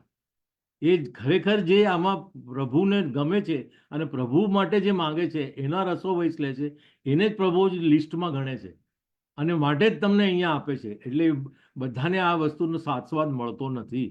એટલે આ બહુ જ જૂજ વસ્તુ છે. પણ આ તો જે અધિકાર, આટલી વાત છે. મીરાજી માધવી સખી હતા, એમને ભગવાનને પૂછ્યું ત્યારે એમને કહ્યું કે તમને 1 યુગ રાહ જોવી પડશે, ત્યારે તમને મીરાજીનો જન્મ આપી અને તમને મારામાં વિલીન કરાવ્યા મેં.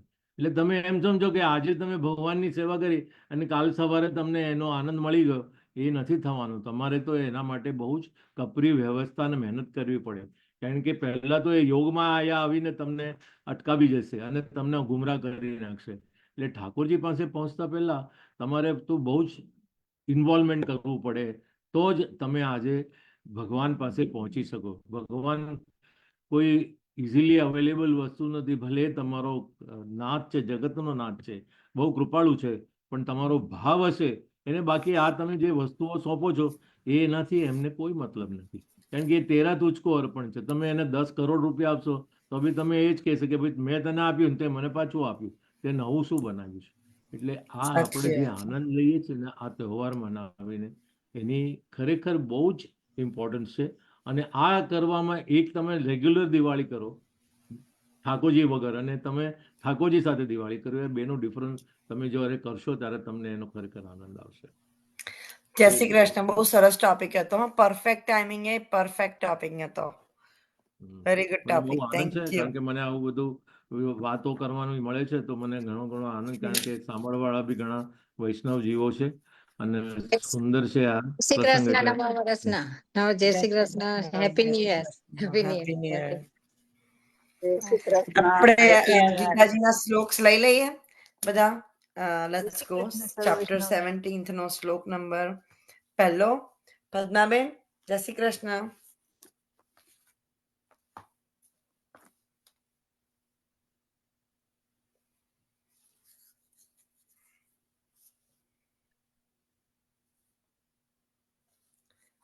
પદ્માબેન તમે મ્યુટ પર છો. Can you unmute yourself? Okay. Thank you. હા.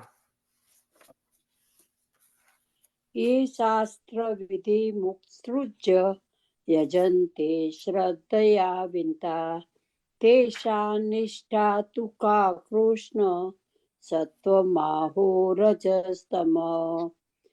એ શાસ્ત્ર વિધિ યુસૃજ્ય યજન્તે શ્રદ્ધાય અન્વિતા ત્રેષામ નિષ્ઠા તુ કા કૃષ્ણ સત્વમ આહો રજતમ. એનો ભાવાર્થ છે, અર્જુને કહ્યું કે કૃષ્ણ, જે લોકો શાસ્ત્રોના નિયમોનું પોતાની કલ્પના પ્રમાણે પૂજા કરે છે તેમની સ્થિતિ કઈ છે?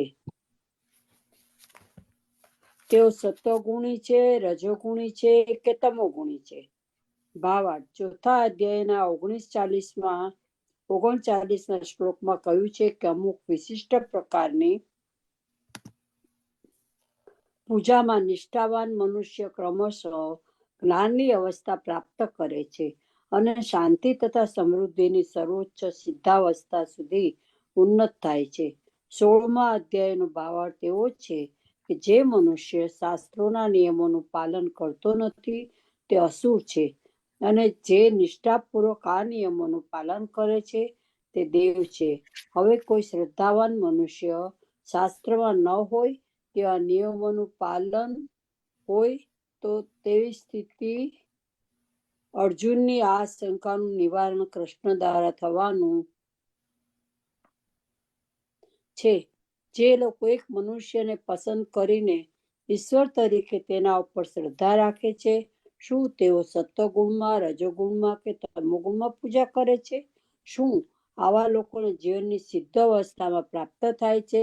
શું તેઓ વાસ્તવિક જ્ઞાન પ્રાપ્ત કરીને ઉચ્ચતર સિદ્ધ અવસ્થા સુધી ઉન્નત થઈ શકે છે? જે લોકો શાસ્ત્રના વિધિ વિધાનોનું પાલન નથી કરતા, જેઓ કશાક પર શ્રદ્ધા ધરાવે છે તથા દેવદેવી કે મનુષ્યની પૂજા કરે છે, શું તેમને સફળતા મળે છે? અર્જુન આ પ્રશ્નનો કૃષ્ણને પૂછી રહ્યો છે.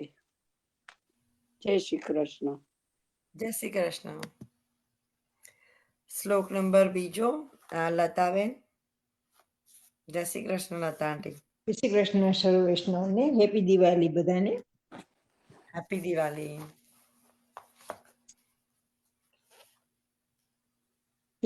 શ્લોક નંબર 2. ત્રિવિધા ભવતી શ્રદ્ધા દહીનામ સા સ્વભાવજા સાત્વિકી રાજસી ચ એવ તામસી ચ ઇતિ તામક્ષ. અનુવાદ: જે લોકો, બહુ સુંદર છે આ શ્લોકનો અનુવાદ. જે લોકો ઈર્ષાળુ તથા ક્રૂર છે અને નરાધમ છે, તેમને હું વિભિન્ન આસુરી યોનિઓમાં મૂકીને નિરંતર ભવસાગરમાં નાખ્યા કરું છું. ભાવાર્થ: આ શ્લોકમાં સ્પષ્ટ રીતે દર્શાવ્યું છે કે કોઈ જીવને કોઈ વિશેષ શરીરમાં મૂકવાનો વિશેષ અધિકાર સર્વોપરી પરમેશ્વરને જ અધીન હોય છે. આસુરી મનુષ્ય ભગવાનની સર્વોપરીતા સ્વીકારવા ભલે સંમત ના થાય, અને તે તો હકીકત છે, તે પોતાની ધૂનમાં આવે તેમ કર્મ કરે છે, તેમ છતાં તેનો આગામી જન્મ પૂર્ણ પુરુષોત્તમ પરમેશ્વરના નિર્ણયને આધીન રહેશે, તેને પોતાને આધીન રહેશે નહીં.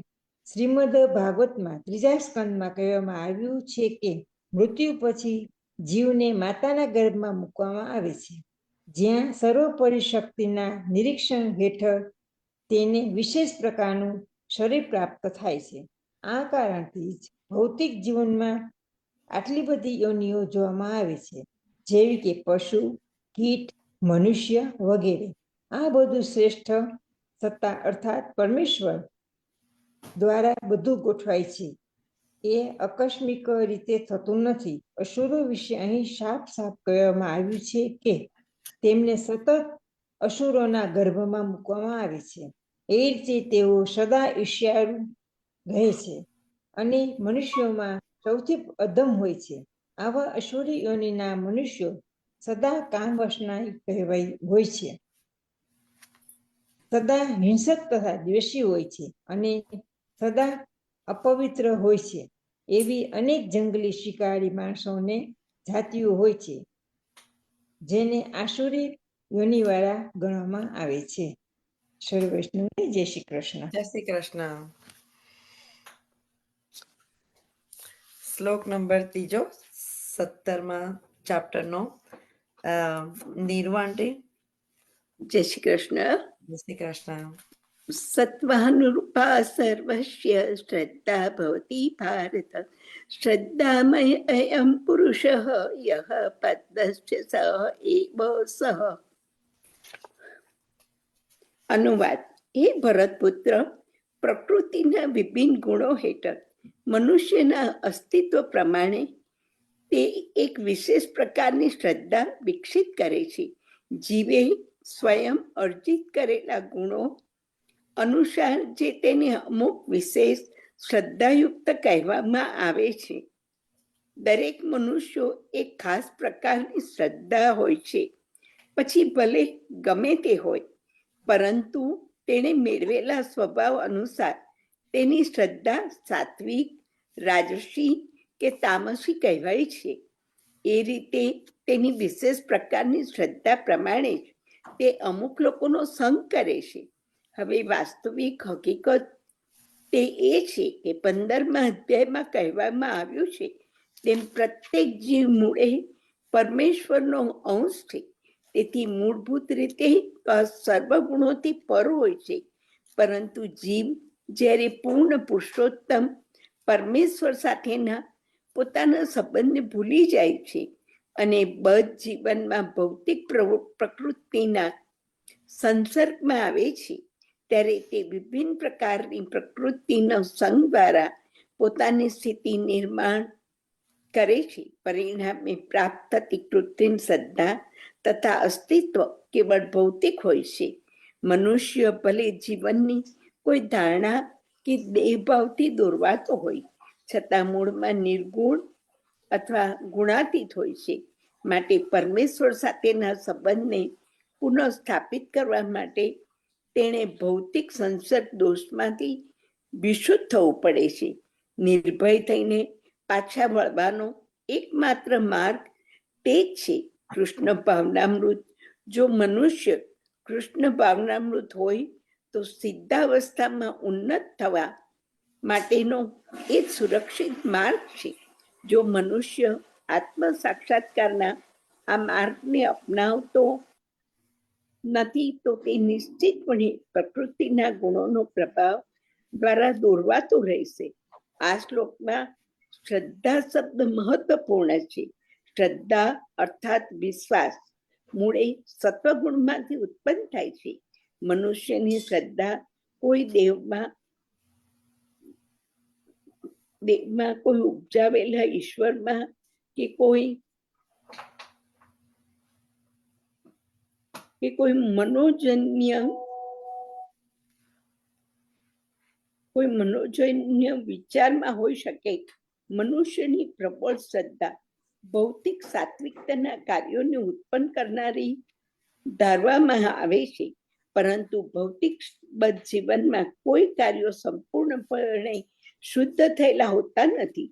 તે કાર્યો મિક્ષ હોય છે. તે શુદ્ધ સદગુણમાં હોતા નથી. શુદ્ધ સત્વ દિવ્ય હોય છે. શુદ્ધ સત્વમય થઈને મનુષ્ય પણ પૂર્ણ પરમેશ્વરના વાસ્તવિક સ્વભાવને સમજી શકે છે.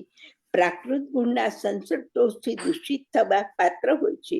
દૂષિત થયેલે પ્રાકૃત ગુણ હૃદય સુધી ફેલાય છે. તેથી જે વિશિષ્ટ ગુણ સંપર્કમાં રહીને હૃદય જે સ્થિતિમાં હોય છે તે પ્રમાણે શ્રદ્ધા સ્થાપિત થઈ જાય છે. એટલે જાણવું જોઈએ કે મનુષ્ય હૃદય સત્વગુણી હશે તો તેની શ્રદ્ધા પણ સાત્વિક હશે. જો તેનું હૃદય રજોગુણી હશે તો તેની શ્રદ્ધા પણ રજોગુણવાળી હશે, અને હૃદય તમોગુણમાં સ્થિત હશે તો તેની શ્રદ્ધા પણ તામસી જ હશે. એ રીતે આપણને આ જગતમાં વિવિધ પ્રકારની શ્રદ્ધાઓ જોવા મળે છે, અને વિભિન્ન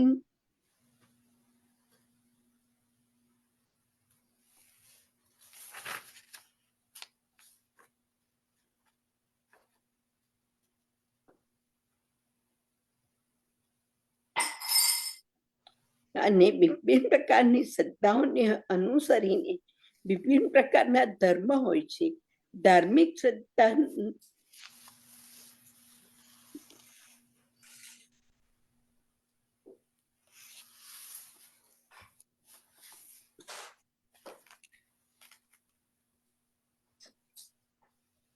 ધાર્મિક શ્રદ્ધાનો વાસ્તવિક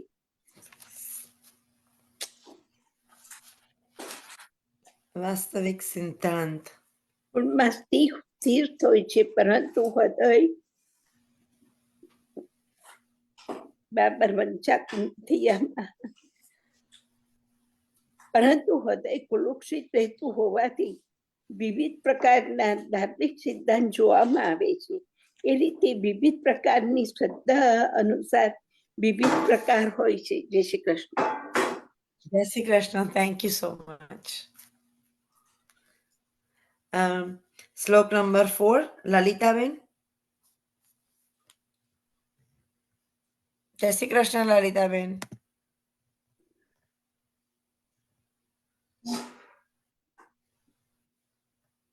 લલિતાબેન જય શ્રી કૃષ્ણ. જય શ્રી કૃષ્ણ. સંભળાય છે યસ, હા સંભળાય છે. કે સર્વ વૈષ્ણવને જય શ્રી કૃષ્ણ. જય શ્રી શુભ કૃષ્ણ. દિવાળી અને નૂતન વર્ષ Happy અભિનંદન. દિવાળી. જય શ્રી કૃષ્ણ. એક મિનિટ.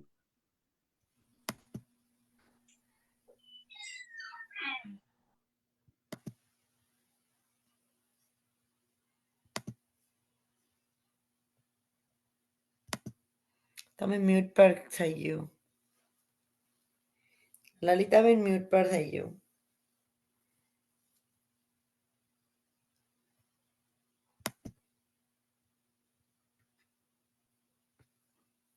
હવે હા સંભળાય છે. Okay okay.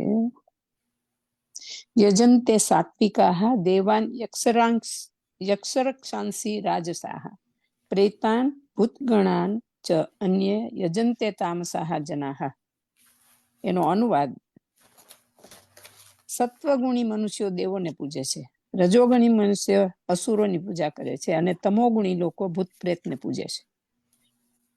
એનો ભાવાર્થ છે કે આ શ્લોકમાં પૂર્ણ પુરુષોત્તમ પરમેશ્વર બાહ્ય કર્મો અનુસાર પૂજા કરનારાઓના વિભિન્ન પ્રકાર વર્ણવે છે. શાસ્ત્રાજ્ઞા પ્રમાણે એકમાત્ર પૂર્ણ પુરુષોત્તમ પરમેશ્વર જ પૂજવા યોગ્ય છે, પરંતુ જે લોકો શાસ્ત્રોના આદેશો જાણતા નથી કે તેમાં શ્રદ્ધા ધરાવતા નથી, તેઓ પ્રાકૃત ગુણમાં પોતાની વિશિષ્ટ સ્થિતિ પ્રમાણે જુદી જુદી વસ્તુઓને પૂજે છે. સત્વગુણી લોકો સાધારણ રીતે દેવોની પૂજા કરે છે. બ્રહ્માજી, શિવજી તથા ઇન્દ્ર, ચંદ્ર, સૂર્ય વગેરેનો દેવોમાં સમાવેશ થાય છે. દેવો અનેક છે. સત્વગુણી મનુષ્યો કોઈ વિશેષ હેતુપૂર્વક કોઈ વિશેષ દેવને પૂજે છે. એ જ રીતે રજોગુણી મનુષ્યો અસુરોને પૂજે છે. અમને સ્મરણ છે કે દ્વિતીય વિશ્વયુદ્ધ વખતે કલકત્તાનો એક માણસ હિટલરની પૂજા કરતો હતો, કારણ કે તે યુદ્ધની મહેરબાનીથી પેલા માણસે કાળા બજારમાં વેપાર કરીને ઘણું ધન ભેગું કરેલું. એવી રીતે જે લોકો રજોગુણી તથા તમોગુણી હોય છે, તેઓ સામાન્ય રીતે કોઈ જોરાવર મનુષ્યને ઈશ્વર તરીકે પસંદ કરી લે છે. તેઓ એમ માને છે કે કોઈ પણ વ્યક્તિને ઈશ્વરની જેમ પૂજી શકાય છે અને સમાન ફળ પામી શકાય છે. અહીં સ્પષ્ટ રીતે વર્ણવ્યું છે કે રજોગુણી મનુષ્યો આવા ઈશ્વરોને સર્જે છે તથા પૂજે છે, અને જે લોકો તમોગુણમાં અંધકારમાં રહેલા હોય છે તેઓ પ્રેતોને પૂજે છે. કેટલીક વખત લોક મૃત માણસની કબર ઉપર પૂજન કરે છે. જાતીય સેવા પણ તમોગુણી ગણાય છે. તે જ પ્રમાણે ભારતમાંના અંતરિયાળ સ્થળોમાં ભૂત પિશાચને પૂજનારા હોય છે. અમે જોયું છે કે ભારતના નિમ્ન જાતિના લોકો કેટલીક વખત જંગલમાં જાય છે, અને જો તેમને એવી માહિતી હોય કે અમુક વૃક્ષ ઉપર ભૂતનો વાસ છે, તો તેઓ તે વૃક્ષની પૂજા કરે છે અને બલિ ચડાવે છે. આ પૂજાના વિભિન્ન પ્રકારો વાસ્તવિક ઈશ્વર પૂજા નથી. ઈશ્વર પૂજા તો તે લોકો માટે છે કે જેઓ શુદ્ધ સત્વમાં દિવ્ય રીતે સ્થિત થયેલા છે. શ્રીમદ ભાગવતમાં કહ્યું છે, સત્વમ વિશુદ્ધમ વસુદેવ સદિતમ. જ્યારે મનુષ્ય વિશુદ્ધ સત્વગુણમાં સ્થિત થાય છે ત્યારે તે વાસુદેવની પૂજા કરે છે. આનું તાત્પર્ય એ છે કે જેઓ મનુષ્ય પ્રકૃતિના ગુણોમાંથી સંપૂર્ણપણે શુદ્ધ થઈ ગયા છે અને દિવ્ય અવસ્થામાં છે, તેવો જ પૂર્ણ પુરુષોત્તમ પરમેશ્વરની પૂજા કરી શકે છે. નિર્વિશેષવાદીઓ સત્વગુણમાં સ્થિત હોવાનું માનવામાં આવે છે અને તેઓ પંચદેવની પૂજા કરે છે. તેઓ ભૌતિક જગતમાં નિરાકાર વિષ્ણુને પૂજે છે કે જેને તત્વજ્ઞાનમય વિષ્ણુ કહેવામાં આવે છે. વિષ્ણુ તો પૂર્ણ પુરુષોત્તમ પરમેશ્વરના વિસ્તાર છે, પરંતુ નિર્વિશેષવાદીઓ આખરે ભગવાનમાં વિશ્વાસ ધરાવતા ન હોવાને કારણે એમ માને છે કે વિષ્ણુનું સ્વરૂપ નિર્વિશેષ બ્રહ્મનું જ એક અન્ય પાસું છે. તે જ પ્રમાણે તેઓ માને છે કે બ્રહ્માજી રજોગુણના નિરાકાર રૂપ છે. તેથી તેઓ કેટલીક વખત પૂજવા યોગ્ય એવા 5 દેવોનું વર્ણન કરે છે, પરંતુ તેઓ નિરાકાર બ્રહ્મને જ વાસ્તવિક સત્ય માને છે. તેથી તેઓ અંતિમ રીતે સમસ્ત પૂજવા યોગ્ય વસ્તુઓને ત્યજી દે છે. નિષ્કર્ષ એ છે કે ભૌતિક પ્રકૃતિના વિભિન્ન ગુણોને દિવ્ય પ્રકૃતિવાળા મનુષ્યોના સંગથી વિશુદ્ધ કરી શકાય છે. ઇતિ સિદ્ધમ. સાચી વાત છે. જય શ્રી કૃષ્ણ. કોણ હિટલરને પૂછતું હશે. હશે તો આપણે કલકત્તાનું કોક હશે ફરી ગયેલું મગજનો. ધનના લોભી હોય ને. સાચી વાત છે. Thank you. જય શ્રી કૃષ્ણ. જય શ્રી કૃષ્ણ. કલ્પનાબેન, શ્લોક નંબર 5મો. કલ્પના આંટી, કલ્પના શાહ.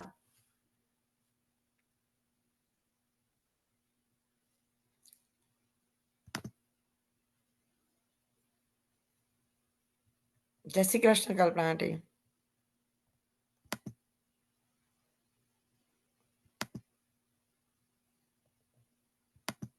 સંભળાય છે? જય શ્રી કૃષ્ણ. જય શ્રી કૃષ્ણ. જય શ્રી કૃષ્ણ. શ્લોક નંબર 5. હા, શ્લોક નંબર 5 છે. બધા વૈષ્ણવોને જય શ્રી કૃષ્ણ અને નવા વર્ષના સર્વ જય શ્રી કૃષ્ણ. અધ્યાય 17મો, શ્લોક 5. અશાસ્ત્ર વિહિતમ ઘોરમ તપ્યન્તે યે તપોજના દંપાહ અહંકાર સંયુક્તા કામ રાગ બલાવિંતા કર્ષંત શરીરસ્થમ ભૂતગ્રામમ ચેતસ મા ચૈવાંત શરીરસ્થમ તાન્વિત બુદ્ધિયાસુર નિશ્ચયાન. એનો અનુવાદ છે, જે લોકો દંભ તથા અહંકારને તાબે થઈને શાસ્ત્ર વિરુદ્ધ કઠોર તપ અથવા વ્રત કરે છે, જેઓ કામ વાસના તથા આસક્તિ દ્વારા પ્રેરિત થાય છે, જેઓ મૂર્ખ છે અને જેઓ શરીરના ભૌતિક તત્વોને તથા શરીરમાં રહેલા પરમાત્માને કષ્ટ આપે છે, તેઓ અસુર કહેવાય છે. એનો ભાવાર્થ છે, એવા મનુષ્યો પણ હોય છે કે જેઓ શાસ્ત્રોના આદેશોમાં ન હોય તેવી વ્રત તપની વિધિ ઉપજાવી નાખે છે. દાખલા તરીકે અમુક સ્વાર્થના હેતુસર, જેમ કે રાજનીતિક ઉદ્દેશ સિદ્ધિ કરવા ઉપવાસ કરવાનું શાસ્ત્રોમાં જણાવ્યું નથી. શાસ્ત્રો આધ્યાત્મિક પ્રગતિ માટે ઉપવાસ કરવાની ભલામણ કરે છે, રાજનીતિક ઉદ્દેશ કે સામાજિક હેતુ માટે નહીં. જે મનુષ્યો આવું તપ કરે છે તેઓ ભગવદ્ ગીતા પ્રમાણે નક્કી આસુરી છે. તેમના કાર્યો શાસ્ત્ર વિરુદ્ધ હોય છે તથા જન સાધારણ માટે હિતાવહ હોતા નથી. વસ્તુતઃ તેઓ ગર્વ, અહંકાર, કામ તથા ભૌતિક સુખ ભોગવવાની આસક્તિના કારણે આમ કરે છે. આવા કાર્યોથી શરીરના ઘટકરૂપ ભૌતિક તત્વોમાં વિક્ષેપ થાય છે. એટલું જ નહીં, પણ શરીરમાં રહેલા સ્વયં પરમાત્મા અર્થાત પૂર્ણ પુરુષોત્તમ પરમેશ્વરને પણ કષ્ટ થાય છે. આવા અનધિકૃત ઉપવાસ અથવા અમુક રાજકીય ઉદ્દેશ માટે તપસ્યા કરવી એ તો ખરેખર બીજાઓને ઉપદ્રવ રૂપ હોય છે. વૈદિક સાહિત્યમાં તે વિશે ઉલ્લેખ થયો નથી. આસુરી મનુષ્ય માને છે કે આવી પદ્ધતિથી તે પોતાના શત્રુને કે વિપક્ષને પોતાની ઈચ્છા પૂર્ણ કરવા માટે ફરજ પાડી શકશે, પરંતુ કેટલીક વખતે આવા ઉપવાસથી માણસ મરી પણ જાય છે.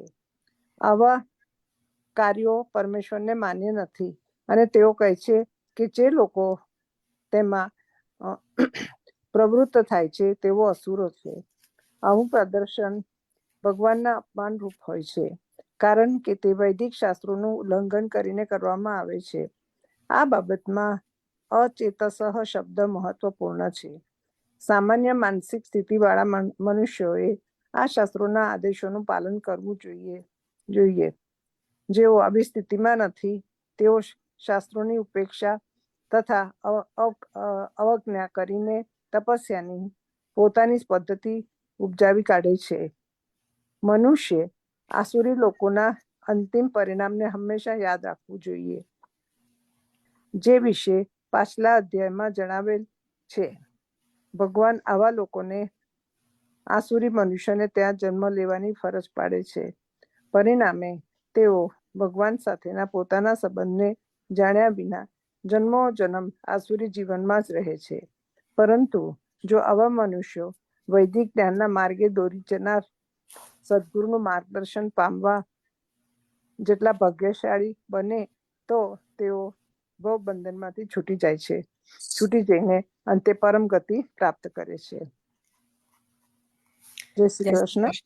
Thank you. આપણે છઠ્ઠો શ્લોક નેક્સ્ટ ટાઈમ થી લઈશું. છઠ્ઠો શ્લોક હર્ષિતા આંટી, આપણે નેક્સ્ટ ટાઈમ થી તમે છઠ્ઠો શ્લોક લેજો.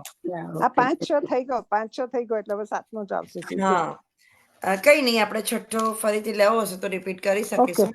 Harshita aunty can start from next time for this shloka. કઈ વાંધો નહીં. ઓકે, આપણે આજે ભજન ગઈએ, જે દિવાળી છે તો આપણે 1-2 ભજન લઈશું ઠાકોરજીના. ભજન કીર્તન કોઈને ગાવું છે? આજે ઓલું ગિરિરાજ ધાર્યષ્ટક બોલાય. હા, ગોવર્ધન પર્વત નું ઓલું આવશે ને, એટલે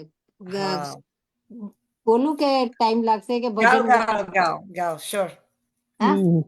કારણ કે મને યાદ આવ્યું કે આજે ઈ ગવાય ને, આપણે કાલે હમણાં વનકોટના દર્શન થશે ને ઓલા ગોવર્ધન પર્વત. ગાઈ શકો છો. ભક્તા વિલાસા ચરિતાનુસારી ચોર્યમ. સંભળાય છે ને? સંભળાય છે. ભક્તા વિલાસા ચરિતાનુસારી દુગ્ધાદિચોર્યમ યશો વિસારી કુમારિતાનંદિત ગોસનારી મમા પ્રભુ શ્રી ગિરિરાજધારી રુદ્રાંગના વૃંદ સદા વિહારી અંગે ગૃહાગાર તમોપહારી કીડાર સતમો પિસારી મમા પ્રભુ શ્રી ગિરિરાજધારી વેણુ સ્વનાનંદિતપાનગારી રસાતલા નૃત્ય પ્રચારી ક્રીડાન્વયસ્યમ કૃતિદૈત્યમારી મમા પ્રભુ શ્રી ગિરિરાજધારી પુલિંદ ધારાહિત સંભરાળી રામા સદોદાર દયા પ્રકારી ગોવર્ધને કંદ પહારી મમા પ્રભુ શ્રી ગિરિરાજધારી કાલિંદ જાકુલ દકુલહારી કુમારિકા કામકલા વિતારી વૃંદાવને ગોવર્ધન વૃંદચારી મમા પ્રભુ શ્રી ગિરિરાજધારી વજેન્દ્ર સર્વાધિક શર્મકારી મહેન્દ્ર ગર્વાધિક ગર્વહારી વૃંદાવને કંદ પહારી મમા પ્રભુ શ્રી ગિરિરાજધારી મન કલાનાથ તમો વિદારી વંશી વાકારી તથા કુમારી રસોત ઉત્સવ દેલ રસ અભિસારી મામા પ્રભુ શ્રી ગિરિરાજધારી મતો દીપો નાદ મૃગતા મગતાનુકારી લૂઠત પ્રસૂના પ્રપદી નહારી રામો રસ્પર્શ કર પ્રસારી મામા પ્રભુ શ્રી ગિરિરાજધારી મામા પ્રભુ શ્રી ગિરિરાજધારી મામા પ્રભુ શ્રી ગિરિરાજધારી મામા પ્રભુ શ્રી ગિરિરાજધારી ઇતિ શ્રી વલ્ભાચાર્ય વિરચિત શ્રી ગિરિરાજધાર્યષ્ટકમ સંપૂર્ણમ બોલ શ્રી गिरिराज धरण की जय श्याम सुंदर श्री अमने महारानी की जय अपना अपना गुरुदेव की बोल श्री गिरिराज धरण की જય શ્રી કૃષ્ણ નવા વર્ષના બધાને સાલ મુબારક હેપી દિવાળી જય શ્રી કૃષ્ણ, જય શ્રી કૃષ્ણ. સેજલ તારું મ્યુટ છે.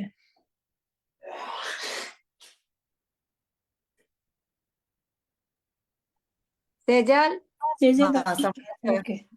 નહીં સંભળાય. હર્ષિ દાંડી તમે ગાવાના છો? જય શ્રી કૃષ્ણ હર્ષિદા આંટી, જય શ્રી કૃષ્ણ, જય શ્રી કૃષ્ણ. હર્ષિદા આંટી તમે ગાવાના છો? આઈ થિંક તમને ગાવું હતું. બીજા કોઈને ગાવું છે? સમય મારો સાથ જીવન. નીતા આંટી આર યુ સિંગિંગ?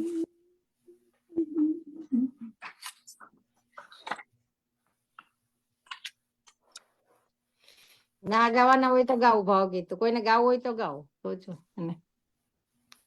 આપણે હજી એક બે ભાવિત લઈ શકીશું. તો ગાવ હર્ષિદા આંટી જય શ્રી કૃષ્ણ. હા જય ગાઓ. શ્રી કૃષ્ણ. હર્ષિદા આંટી ગાવાના ગાતા છો, જઈને હર્ષિદા આંટી? હર્ષિદા બેન ના મને તો મારે એક ગાવું છે પણ મારી પાસે છે ને ફોન માં છે એટલે મારે ઉતારવું પડે. એટલે ગાવ? પછી નેક્સ્ટ ટાઈમ ગાઈશ. ગાવ ગાવ. તો ગાવ મારું ના મ્યુટ નેક્સ્ટ છે. ટાઈમ ગાઈશ, નેક્સ્ટ ટાઈમ. ના તો ગાવું છું હો. આ ગાવ ગાવ રશ્મિબેન ગાવ.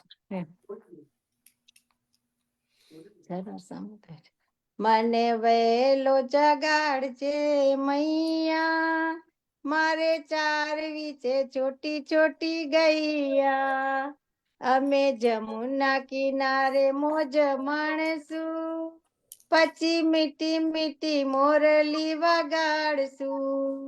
મને વહેલો જગાડજે મૈયા, મારે ચાર વીચે છોટી છોટી ગૈયા, છગન મગન ની જોડી અમારી, બહુ મોટી છે એ ટોળી અમારી, દિલ સુખ આવશે મન સુખ આવશે, મધુ મંગલ ને સાથે લાવશે. મને વેલો જગાડજે મૈયા, મારે ચાર વીચે ચોટી ચોટી ગૈયા, આવે સર્વ ગોવાળો ને છૈયા, એમાં સૌથી મોટો છે દાઉ ભૈયા, અમે જમુના કિનારે મોજ માણશું, આમ પછી મીઠી મીઠી મોરલી વગાડશું. મને વહેલો જગાડજે મૈયા, મારે ચાર વીચે છોટી છોટી ગૈયા, વૃંદ્રાતે વનની કુંજની કુંજમાં, મોર પપૈયા કોયલ બોલે, રમશું ને જમશું ને ગાયો ચરાવશું, સૌને હૈયે હિલોડે ચડશે, મને વહેલો જગાડજે ઓ મૈયા, અમે નાચીશું તનક તનક થૈયા, મુકેશ વારી વારી લેશે બલૈયા, અમે જમુના કિનારે મોજ માણશું, પછી મીઠી મીઠી મોરલી વગાડશું, અમે જમુના કિનારે મોજ માણશું. પછી મીઠી મીઠી મોરલી વગાડશું, એ મોહન મોરલી વાળો રાધા સંગે રાસ રચાવે, અંગો અંગમાં મારા ભાવ જગાવે. થય થય કરતો નાચે નટવર, મોરના પીછા વાળો, એ મોહન મોરલી વાળો. ભક્તિ મુજને દેજે તારી, મૈયા લાગી માવા તારી. ભક્ત મંડળ નો શ્યામ સુલોડો, દુખડાનો હરનારો, એ મોહન મોરલી વાળો. મને વયેલો જગાડ જેવો મૈયા, મારે ચાર વિચે છોટી છોટી ગૈયા. બોલ સિગરાજ ધરણ કી જય, શ્યામ સુંદર શ્યામ ને એમને મહારાણી જય કી શ્રી જય. કૃષ્ણ. શ્રી કૃષ્ણ કનૈયા લાલ કી જય. લાલ કી જય. રશ્મિબેન, તમે અમારી ઘરે છે ને તે અંકુટમાં ખરેખર મિસ કરીશું અમે તમને યાર. હા હું એટલે કોણ આજે બહુ સત્સંગમાંથી નેક્સ્ટ કરવાનું, આટલે ગુરુવારે સરસ તમને ગાવાનો કેટલો ભાવ છે, તો એટલે મિસ કરીશું. ના મને બહુ ગમે એ તો કહું છું.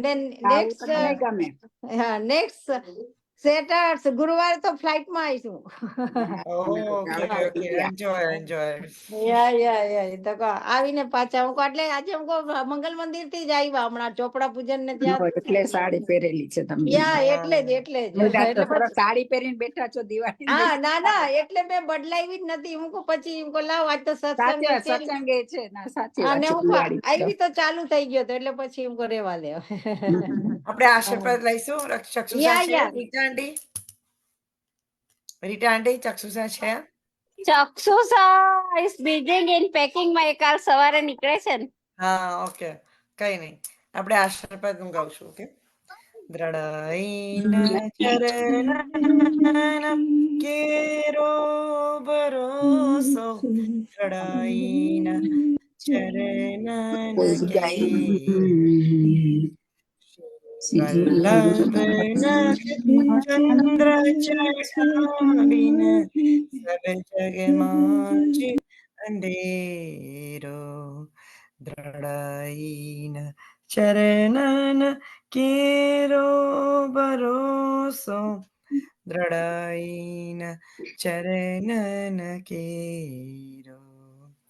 साधन और नहीं आकली में, जासु ओत निवेड़ो, सूर कहा करे द्रिविद आंधरो, बिना मूल को चेरो भरोसो, દ્રઢઈન ચરણન કેરો, દ્રઢઈન ચરણન કેરો ભરોસો, દ્રઢઈન ચરણન કેરો. શ્રી કૃષ્ણ કનૈયા લાલ કી જય. શ્રી ગોપાલ લાલ પ્યારે કી જય. શ્યામ સુંદર શ્યામ ને મહારાણી કી શ્રી વલ્લભાધીશ કી જય. સાઈજી પરમ દયાલ કી દયાલ કી જય. બધા વૈષ્ણવને સર્વે વૈષ્ણવને હેપી દિવાળી. જય શ્રી કૃષ્ણ બધાને. જય શ્રી કૃષ્ણ બધાને હેપી જય શ્રી કૃષ્ણ, હેપી આપણે બહુ દિવાળી. ભાગ્યશાળી છે કે આપણે દિવાળીના દિવસે જ આપણો સત્સંગનો દિવસ આવી ગયો. યા સરસ આજ સારા દિવસે થઈ બહુ ગયું. સરસ, બહુ જ સરસ સંયોગ આપણો જોડાઈ ગયો. હા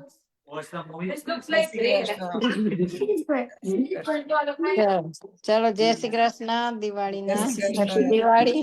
happy Diwali. Happy happy Diwali.